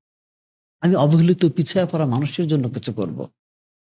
তারা আসতেছে। কারণ ইতিমধ্যে একটা গ্রামের ডেভেলপমেন্ট এখানে শুরু হইছে। এবং এটা চোখে দেখা যাচ্ছে। চোখে দেখা যাচ্ছে। আমি আপনার সাথে যোগ করতে চাই যে আসলে সুখের খামার এগ্রো ভিলেজের আমাদের যে প্রজেক্ট, এই প্রজেক্টটা ইটস অবভিয়াসলি এটা একটা ইনকাম প্রোডিউসিং অ্যাসেট। এটা একটা লং টার্ম প্রজেক্ট। এটা কোনো শর্ট টার্ম প্রজেক্ট না। কেউ যদি চিন্তা করেন যে আমি 6 মাসে এখান থেকে লাভ নিয়ে বের হয়ে আসব, অথবা 1 বছরে আমি এখানে হিউজ লাভ করব, 30%, 36%, 40% লাভ করে ফেলবো, 3 বছরে আমার টাকা ডাবল হয়ে যাবে, এই প্রজেক্ট কিন্তু আসলে সুখের খামার এগ্রো ভিলেজ না। এটা আমরা কখনোই অফার করি না, কখনোই এটা প্রমোটও করি না। এবং আমরাও চাই এই যে আপনি যাদের কথা বললেন, যে ক্যাটাগরিগুলোর কথা বললেন, তারাই আমাদের সাথে যুক্ত হোক, এবং তারা যুক্ত হয়ে আমরা একটা কমিউনিটি তৈরি করি। একটা কমিউনিটি তৈরি হয়ে গেলে তখন কিন্তু এই খামার আসলে এই কমিউনিটির উপরে বেস করেই কিন্তু এই খামার তখন চলবে। আর এর পাশাপাশি আমরা আসলে যেই লেভেলের ব্র্যান্ডিং করছি বা যেই লেভেলের মানুষের সাড়া আমরা পাই, আমি মনে করি যে এই যে কমিউনিটি, এই যে পাওয়ারটা আমরা তৈরি করতেছি, এবং যাদের মধ্যে এই না পাওয়াগুলো আছে, একটা খামার করার ইচ্ছা, অথবা সে হয়তো একটা বাগান বাড়ি করতে চায়, সে হয়তো একটা নিজের একটা মসজিদ বা একটা মাদ্রাসা করতে চায়, সে হয়তো এই গ্রামের পিছিয়ে পড়া মানুষের পাশে দাঁড়াইতে চায়, ইয়েস, এই মেন্টালিটি থেকে যারা আসবে আসলে তাদেরকেই আমরা ওয়েলকাম করি। এর বাইরে কেউ যদি শুধুমাত্র ইনকামের জন্য বা শুধুমাত্র তার ইনভেস্টমেন্ট ডাবল করার জন্য আসলে এখানে আসতে চায়, আমরা তাদেরকে আসলে ডিসকারেজই করব। আর তাদের জন্য এটা না, তাদের জন্য আসলে আমরা খুব তাদের জন্য আরো অন্যান্য প্রজেক্ট আছে। তাদের জন্য খুব ভালো কিছু আসলে এখানে আমাদের জন্য নাই। আমরা এখানে খুবই অর্গানিক ভাবে, এবং অনেকে আবার এমনও আছেন, অনেক প্রজেক্ট আমি দেখি অনেকে অফার করেন যে আজকে ইনভেস্ট করলে পরের মাস থেকে প্রফিট দিবে। এটার আসলে কিভাবে দেয় আমি জানি না, আমি মন্তব্য করতে চাই না, কিন্তু আমরা কিন্তু সেটা পারি না। আমরা কিন্তু সেটা করতেছি না, এটা আমরা জানাইও দিচ্ছি। এটা আমরা জানাই দিচ্ছি যে আমরা এটা পারি না। আমরা 2027 ডিসেম্বর পর্যন্ত এটার ইনফ্রাস্ট্রাকচার দাঁড়াবে। এর মাঝে আমরা ছোট আকারে যতটুকু করছি, খামার করছি, এগ্রো ট্যুরিজম করছি, এইখান থেকে যতটুকু আয় হবে, এই আয়টা আমি তাদের ভিতরে আমরা ডিস্ট্রিবিউট করব। কিন্তু আমরা যেটা টার্গেট নিচ্ছি যে 15 থেকে 20% আপনাকে একটা ইয়ারলি ডিভিডেন্ড বা প্রফিট বা মুনাফা দেওয়ার, সেটা কিন্তু সম্ভব হবে পুরা প্রজেক্ট দাঁড়ানোর পর, পুরাটা অপারেশনাল হওয়ার পর। এবং ওই যে 15 থেকে 20% আমরা আপনাদেরকে প্রমিস করতেছি, সেইটারও কিন্তু আমরা অনেকগুলা খাত নিয়ে এটা কিন্তু ভাবছি। দেখেন, এগ্রিকালচার কিন্তু এত প্রফিটেবল নিশ না, Yes. এটা খুবই মানে মাস্ট নিডেড একটা জায়গা, কিন্তু এটা কিন্তু এত বেশি নেট প্রফিটের জায়গা না, হাই প্রফিটের জায়গা না। সো এইখানে 15 থেকে 20% বছরে নেট প্রফিট বের করার জন্যই কিন্তু এটার সাথে, এগ্রোর সাথে আমরা কিন্তু ট্যুরিজমটাকে অ্যাড করেছি। এবং ট্যুরিজম এবং এগ্রো একসাথে যখন একটা ওয়ার্ক করবে, তখন এসে কিন্তু আসলে এখান থেকে একটা 15-20%-এর একটা আর কি সুযোগ আছে। এবং এইটাকেও কিন্তু আমরা ভাগ করেছি যে একটা দুইটা খাত থেকে আমরা আসলে ইনকাম চিন্তা করি নাই। আমি একটা ব্যাপার এখানে যুক্ত করতে চাই, সেটা হলো দেখেন, একটা মুরগি আপনি এখানে এসে 200 টাকাতেই কিনতেছেন, কিন্তু এই মুরগিটা কেনার জন্য আপনি আমার এখানে থেকে 5,000 টাকা দিচ্ছেন। ব্যাপারটা কি? মুরগির দাম আপনি জানেন, মুরগিতে কিন্তু আপনি বেশি দাম দিবেন না, কিন্তু এই মুরগি কেনার জন্য, মুরগিটা দেখার জন্য, কোত্থেকে কিনলেন, কিভাবে পালছে, এই এক্সপিরিয়েন্সের জন্য কিন্তু আপনি 5,000 টাকা দিয়ে যাচ্ছেন। আমি এইটাই বলতে চাই যে এগ্রিকালচারে আমার 2 টাকা লাভ হলে, ভাই এগ্রো ট্যুরিজমের জন্য আপনি 5 টাকা দিয়ে যাবেন। এইটাই হলো আসলে এখানে মূল প্রফিটের একটা বিজনেস। দুটোই লাগবে, একে অপরের পরিপূরক। এক্স্যাক্টলি। এই যে মানুষ এগ্রিকালচার এবং এক্সপিরিয়েন্স নিয়ে একটা মডেল বিজনেস দাঁড়াচ্ছে, আমি চাই যে যেহেতু আপনি সুখের খামার এগ্রো ভিলেজ এবং সুখের খামারের ফুল বিজনেস ডেভেলপমেন্ট, বিজনেস কিভাবে হবে, ফুল আপনি কাজ করেন, আমি এইটা আমাদের সবার সাথে যদি আপনি একটু বুঝায় বলতেন। না, অবশ্যই। দেখেন, আমাদের কিন্তু আমরা বলছি যে এটা এখান থেকে শুধুমাত্র মানি মেকিং প্রজেক্ট এটা না, কিন্তু আলটিমেটলি দিন শেষে এটা কিন্তু একটা ইনভেস্টমেন্ট, এবং আমরা বলছি যে এটা একটা ইনকাম প্রডিউসিং অ্যাসেট। সো এই জায়গাটা থেকে আমার কিন্তু সবসময় যেটা মাথায় থাকে সেটা হচ্ছে কিভাবে আমরা এই প্রজেক্টটাকে প্রফিটেবল করতে পারি, কিভাবে এখান থেকে আমরা একটা certain amount of income generate করতে পারি।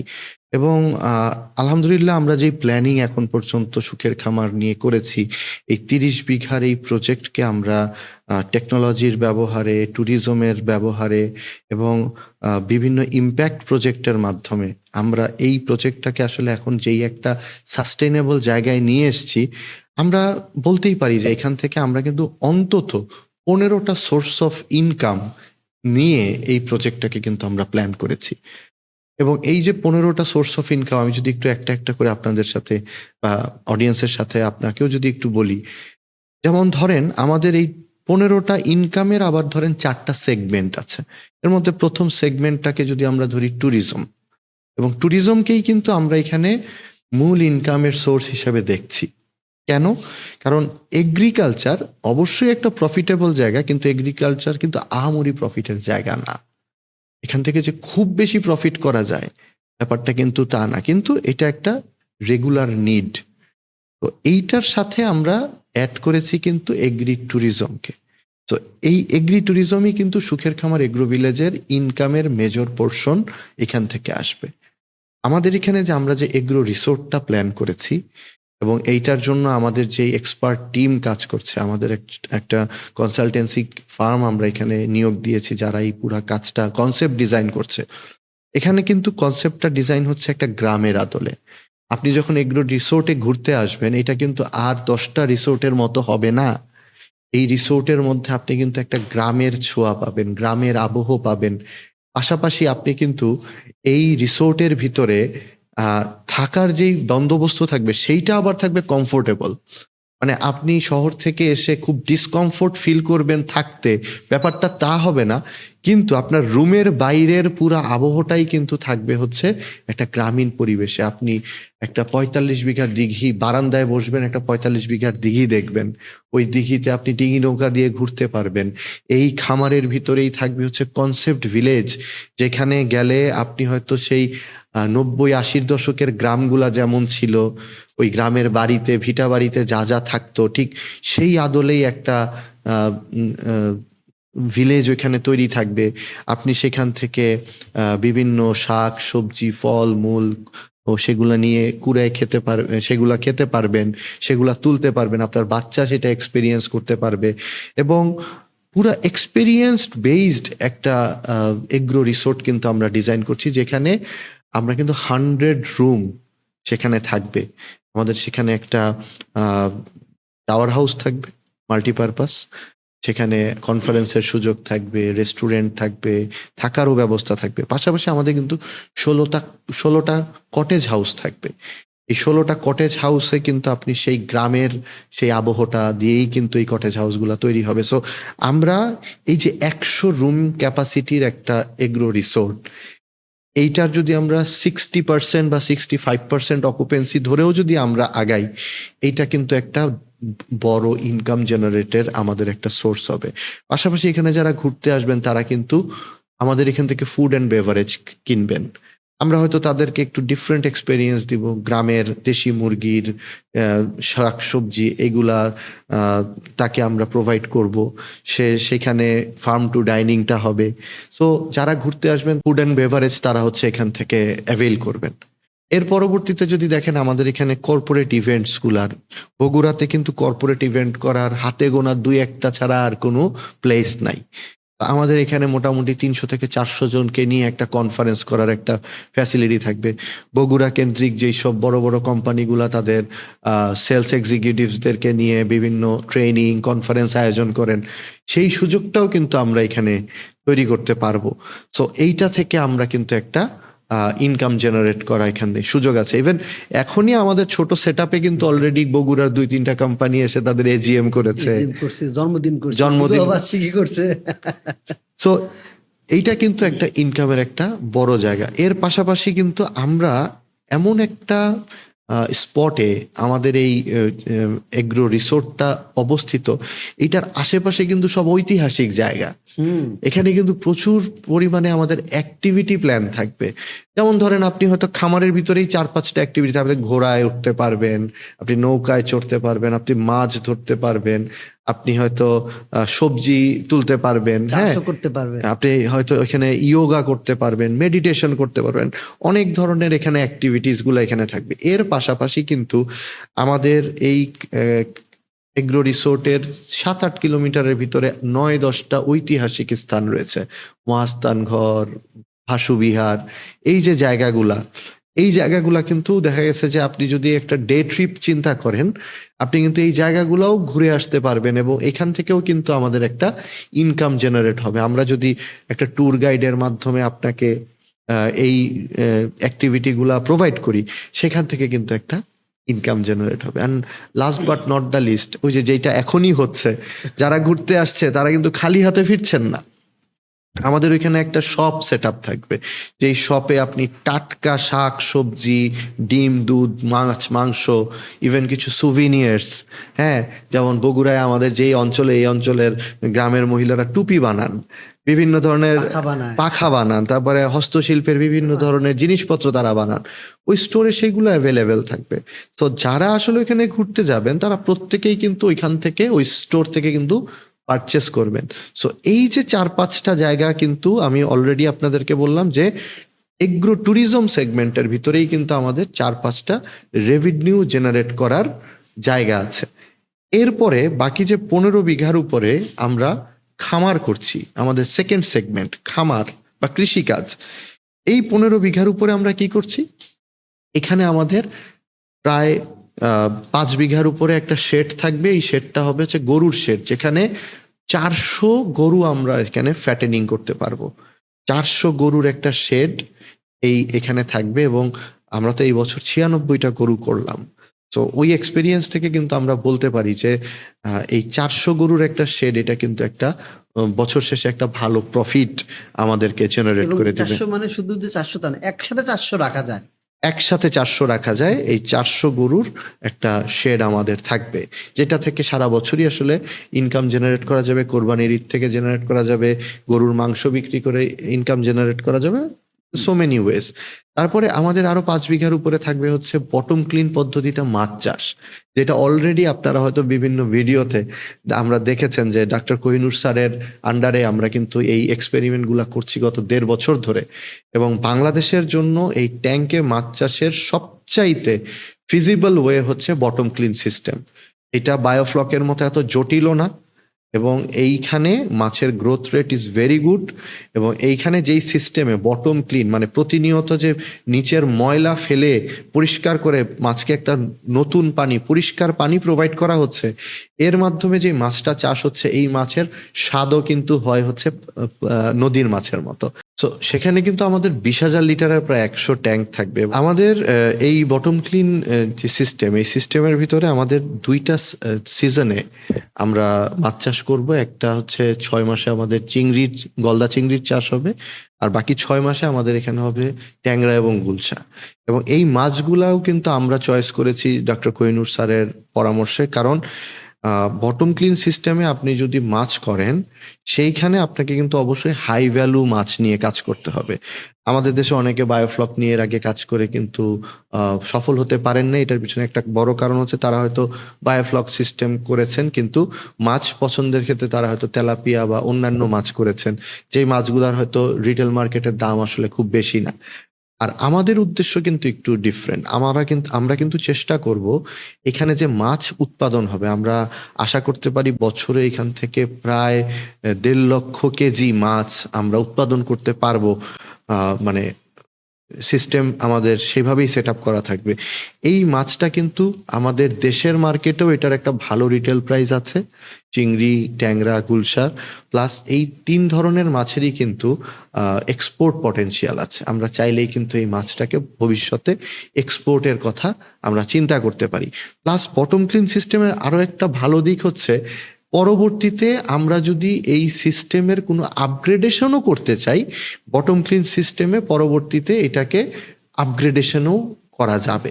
সো এই সেট আপটা বলা যায় যে মাত্র 5 বিঘাতে আমরা যেই পরিকল্পনাটা করছি এবং যেই পরিমাণ মাছ এখান থেকে উৎপাদন করা সম্ভব, এই সমপরিমাণ মাছ যদি আমরা পুকুর থেকে উৎপাদন করতে যাইতাম, তাহলে এর থেকে প্রায় 10 গুণ বড় আমাদের পুকুরের প্রয়োজন হইতো। তো এইখানেই কিন্তু আমরা একটা টেকনোলজির ব্যবহার এখানে নিয়ে আসছি, যেটা আমাদেরকে অল্প জায়গায় অধিক প্রফিট দিবে। এর বাদে আমাদের খামার পার্টে থাকবে হচ্ছে ছাগল এবং দুম্বার খামার। এবং ডক্টর আলী আসগর স্যারের পরামর্শে আমরা ডক্টর আলী আসগর স্যারের পরামর্শে আমরা এখানে ছাগল এবং দুম্বার ব্রিডিং ফার্ম করতে যাচ্ছি, যেটার অলরেডি আমাদের শুরু হয়েছে। আমাদের যারা শেয়ার হোল্ডার আছেন তারা দেখেন, একটা ছাগল বা দুম্বা বাচ্চা দিলে বা একটা গারল বাচ্চা দিলে আমরা তাদের সাথে সেটা শেয়ার করি। তো আমরা এখানে 5 বিঘার উপরে একটা ছাগল এবং দুম্বার ফার্ম করছি, যেখানে 500 মা ছাগল এবং 500 মা দুম্বা আমাদের টার্গেট। এবং এখানে যে ছাগল আমরা করব, এই ছাগল কিন্তু আসলে এই ব্ল্যাক বেঙ্গল গোট না। আমরা এখানে করব হচ্ছে বিটল, সিরোহি এবং হচ্ছে তোতাপুরি। আর কিছু কিছু ক্ষেত্রে হয়তো আমরা আফ্রিকান বোর জাতের যেই ছাগল, বারবারি জাতের যেই ছাগল, সেই ছাগলগুলা নিয়েও আমরা ট্রাই করব। কারণ এই ছাগলগুলার গ্রোথ রেট ভালো এবং এই ছাগলগুলার মার্কেটে দামও একটু বেশি পাওয়া যায় জাতের কারণে, এবং তাদের মাংস এবং দুধ দুইটার প্রোডাকশনই বেশ ভালো হয়। তো দেখেন, আমাদের যদি এখানে অন্তত 500 মা ছাগল আমরা যদি প্রডিউস করতে পারি, বছরে কিন্তু এখান থেকে আমরা কম করে হইলেও 2000 থেকে মানে 1500 থেকে 2000 বাচ্চা প্রডিউস করতে পারবো। এবং এই জাতের যেই বাচ্চাগুলা হয়, এই বাচ্চাগুলা কিন্তু দেখতে সুন্দর হয়, বড় হয়, এবং এই বাচ্চাগুলা 6 মাস পরেই কিন্তু মার্কেটে একটা ভালো দামে কিন্তু এই বাচ্চাগুলা বিক্রি করা যায়। পাশাপাশি আপনি চাইলে কিন্তু কোরবানি ঈদের জন্য আপনি কিন্তু এখানে ছাগল প্রস্তুত করতে পারবেন, এটার একটা বড় ডিমান্ড আছে। এর পাশাপাশি যে 500 দুম্বার যে ফার্ম আমরা করতে যাচ্ছি, সেখানে আমরা 2 ধরনের জিনিস করতে চাই। একটা হচ্ছে দুম্বার ব্রিডিং ফার্ম, প্লাস দুম্বার পাশাপাশি এখানে আমরা গারলও রাখবো। মানে গারল এবং দুম্বার যে ক্রস ব্রিড, সেইটাকেও আমরা এখানে ডেভেলপ করব। এতে করে কি হবে, এইটারও কিন্তু মার্কেটে এখন একটা ভালো চাহিদা আছে। এবং দুম্বার কিন্তু যেহেতু অ্যাভেলেবিলিটি কম, এবং দুম্বার ব্যাপারে আমাদের যেহেতু একটা ইসলামিক মাইন্ডসেট আছে, যে দুম্বা দিয়েই প্রথম কোরবানি করা হয়েছিল, সো এইটার কিন্তু এখন মার্কেটে ভ্যালু অনেক। একটা কোরবানি উপযোগী দুম্বা আপনি কিন্তু 1.5-2 লাখ টাকার নিচে কিনতে পারবেন না। কিন্তু দুম্বা পালন করা, গারল পালন করা আবার ছাগল পালনের থেকে অনেক সহজ। এদের রোগ প্রতিরোধ ক্ষমতা বেশি, আবার এদের মার্কেট ভ্যালুও অনেক বেশি, গ্রোথ অনেক ভালো হয়। সো আমরা এখানে কিন্তু এরকম 500 দুম্বা এবং গারলের যদি আমরা খামার করি, এখান থেকেও কিন্তু দুম্বা আবার একবারে একটা করেই বাচ্চা দেয়। তো 500 ছাগল দুম্বা থেকে বা গারল থেকে আমরা বছরে হয়তো সর্বোচ্চ 800 থেকে 1000 বাচ্চা পাবো, বাট এটার আবার ভ্যালু অনেক বেশি। সো এই যে আমাদের খামারের যে সেট আপটা আমরা চিন্তা করেছি, 15 বিঘার উপরে 400 গরু, আপনার 20,000 লিটারের 100 বটম ক্লিনের ট্যাঙ্ক, এবং হচ্ছে 500 দুম্বা, 500 ছাগল মাদার ব্রিড। এই যে আমাদের যে প্ল্যানিংটা আমরা এই খামারের এখান থেকে করেছি, আমরা এইটা চয়েস করার ক্ষেত্রে সবার আগে কিন্তু দেখেছি যে এই অল্প জায়গায় কি করলে সবচেয়ে বেশি প্রফিট জেনারেট করা যেতে পারে। আমাদেরকে অনেকেই জিজ্ঞেস করেন যে আপনারা মুরগি করলেন না কেন, আপনারা হাঁস করলেন না কেন। আমরা তাদেরকে বলতে চাই, আমরা আসলে করছি না হয়তো এই প্রজেক্টের ভিতরে, নিজেদের আয়তায় করছি না, কিন্তু আমরা কিন্তু এই জিনিসগুলা করব থ্রু দ্য কমিউনিটি। আমাদের এখানে যে গ্রামবাসী তৈরি হচ্ছেন, প্রশিক্ষিত হচ্ছেন, তাদের মাধ্যমে কিন্তু আমরা এই মুরগি, হাঁস, এই জিনিসগুলা লালন পালন করব, যাতে আমরাও আমাদের এই শেয়ার হোল্ডারদের, তাদের ফ্রেন্ডস অ্যান্ড ফ্যামিলিকে সেটা প্রোভাইড করতে পারি। এবং আমাদের ফাউন্ডেশনের কিন্তু উদ্দেশ্য শুধুমাত্র এই অর্থনৈতিকভাবে এই প্রজেক্টকে ভায়াবল করা না, এর পাশাপাশি সামাজিক দায়বদ্ধতাও এখানে যেমন আছে, আবার এই মসজিদ এবং মাদ্রাসার মাধ্যমে কিন্তু মানে আখিরাতের মানে লেনদেনও এখানে কিন্তু একটা আছে, এবং সাদগায়ে জারিয়ার একটা ব্যবস্থা কিন্তু এখানে তৈরি হচ্ছে। সো এই যে খামার পার্ট, খামারে আমার কিন্তু এখানেও 4টা জায়গা থেকে আমার ইনকাম হচ্ছে, গরু থেকে, মাছ থেকে, দুম্বা থেকে এবং ছাগল থেকে। তো এই সেগমেন্টের পরে আমাদের আরেকটা ইম্পর্টেন্ট যে সেগমেন্ট, সেটা হচ্ছে আমি বলবো এটা একটু ডিফারেন্ট, এবং এই জায়গাটা হয়তো অনেকের কাছে নতুন হতে পারে। সেটা হচ্ছে টেকসই উন্নয়ন, বা আমরা গ্রিন ইকোনমি যেটাকে বলি। আমরা আমাদের এই খামারের যখন প্ল্যান করেছি, এই যে 15 বিঘার খামার হবে, এই খামারের যেই ছাদ হবে, শেড হবে, এই পুরা শেড জুড়ে আমরা কিন্তু প্ল্যান করেছি হচ্ছে সোলার প্যানেল বসানোর। এবং আমাদের একটা টার্গেট আছে যে আমরা শুধুমাত্র আমাদের খামারের ছাদ থেকে আমরা 1 মেগাওয়াট সোলার বিদ্যুৎ উৎপাদন করব, যেই সোলার বিদ্যুৎ দিয়ে আমাদের খামার এবং রিসোর্টের চাহিদা পূরণ করে বাকিটা কিন্তু আমরা নেট মিটারিং সিস্টেমে গভর্নমেন্টের কাছে সেল করতে পারবো। এবং এর পাশাপাশি আমাদের কিন্তু প্ল্যান, আমাদের এই খামার থেকে প্রত্যেক দিন গরুর যেই গোবর, মাছের যেই ওয়েস্ট, প্লাস হচ্ছে আমাদের ছাগল দুম্বার যে ওয়েস্টটা আমরা এখানে ডেভেলপ করব বা প্রডিউস হবে প্রতিদিন, এটাও প্রায় প্রতিদিন 5 থেকে 6 টন। এই গোবরটা থেকে আমরা বায়োগ্যাস তৈরি করব প্রথমত। এই বায়োগ্যাস আমরা আমাদের রিসোর্টের রান্নার কাজে, আমাদের মাদ্রাসার রান্নার কাজে ব্যবহার হবে। এর বাইরে যেই গ্যাসটা হবে সেই গ্যাসটা আমরা কিন্তু গ্রামবাসীর মধ্যে এটা কিন্তু আমরা সেল করতে পারবো। দ্বিতীয়ত হচ্ছে এই গ্যাস উৎপাদনের পরে, এবং এখান থেকে আমাদের হিসাবে বলে যে বছরে প্রায় 1 লক্ষ ঘনফুট বায়োগ্যাস এই প্রজেক্ট থেকে আমরা উৎপাদন করতে পারবো। তার মানে আমার কিন্তু বাইরে থেকে গ্যাস কেনার বা বাইরে থেকে বিদ্যুৎ কেনার আমার কিন্তু প্রয়োজনীয়তা এখানে নাই। এবং এর পাশাপাশি এই যে বায়োগ্যাসের থেকে যেই ওয়েস্টটা তৈরি হবে, যেই স্লারিটা আসবে, এইখান থেকে আবার আমরা এটাকে শুকিয়ে এখান থেকে আবার আমরা শুকনা গোবর সারও তৈরি করতে পারবো। ওই গোবর থেকে আমরা ভার্মি কম্পোস্ট তৈরি করতে পারবো। প্লাস যে লিকুইড পার্টটা থাকবে, এইটা কিন্তু হবে একটা উৎকৃষ্ট জৈব লিকুইড সার। সো এইটারও কিন্তু একটা বড় মার্কেট আছে সেল করার মতো। সো আমরা আমাদের এই খামারকে তৈরি করতে চাই একদম একটা জিরো ওয়েস্ট খামার হিসেবে, একটা গ্রিন এনার্জি এবং গ্রিন ইকোনমি এখানে আমরা এস্টাবলিশ করতে চাই।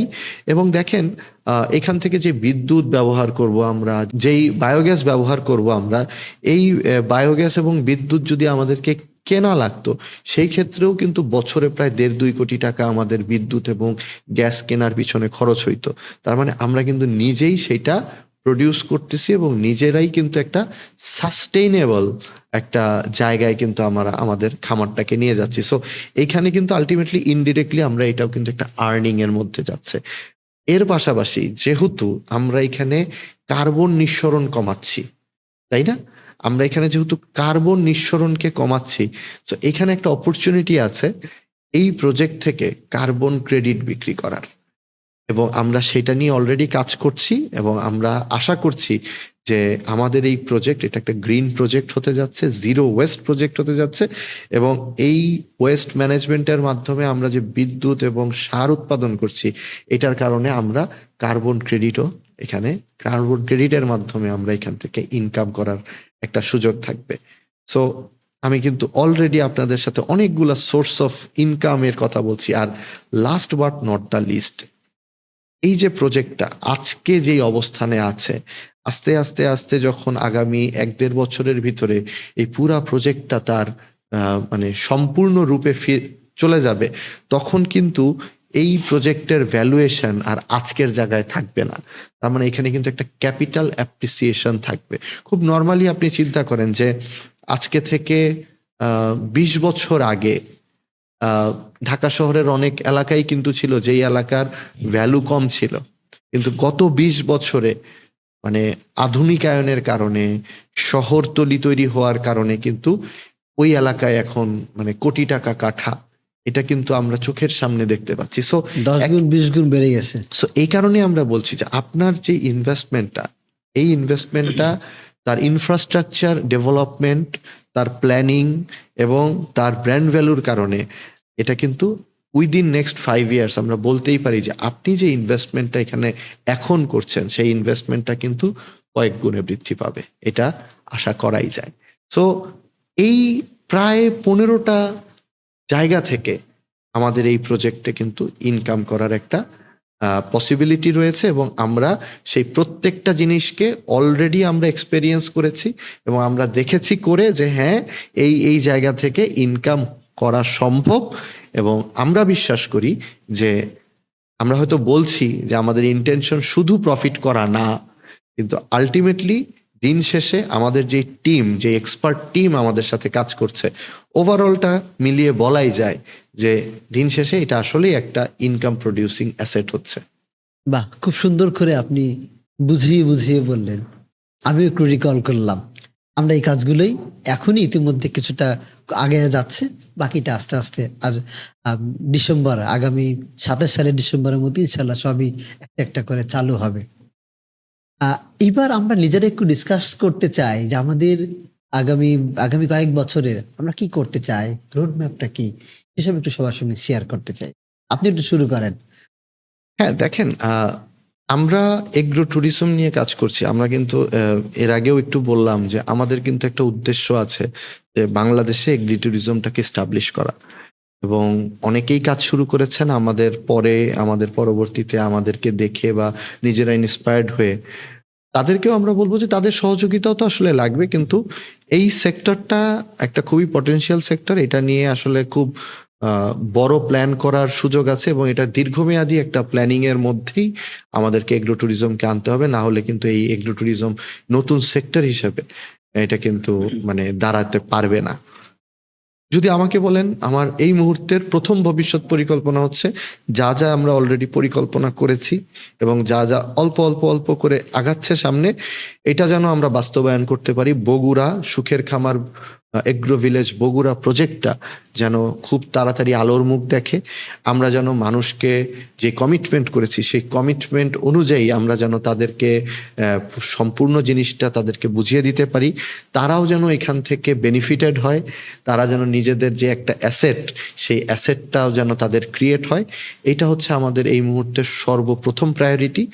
আর এর বাইরে যদি আমাকে বলেন, বা আমাদের যে প্ল্যানিং, সেটা হচ্ছে যে অন্তত আগামী কয়েক বছরের ভিতরে বাংলাদেশের প্রত্যেকটা ডিভিশনে, বিভাগে অন্তত একটা করে এরকম সুখের খামার এগ্রো ভিলেজের মডেল প্রজেক্ট তৈরি করা, যাতে করে মানুষ এগ্রো ভিলেজ বা এগ্রো ট্যুরিজমটা যেন সারা বাংলাদেশেই আস্তে আস্তে ছড়ায়, এবং মানুষ যেন এগ্রো ট্যুরিজমের ব্যাপারে আরো বেশি সচেতন হয়, এবং এই এগ্রো ট্যুরিজমটা যেন বাংলাদেশের আয়ের একটা নতুন পথ এবং কৃষকের আয়কে বৃদ্ধি করার একটা নতুন হাতিয়ার হিসেবে যেন এগ্রো ট্যুরিজমটা কাজ করে, ঠিক যেভাবে ইউরোপ আমেরিকাতে কাজ করে। বাহ, আপনি এইটাও খুব সুন্দর করে বললেন, খুব সহজেই বললেন।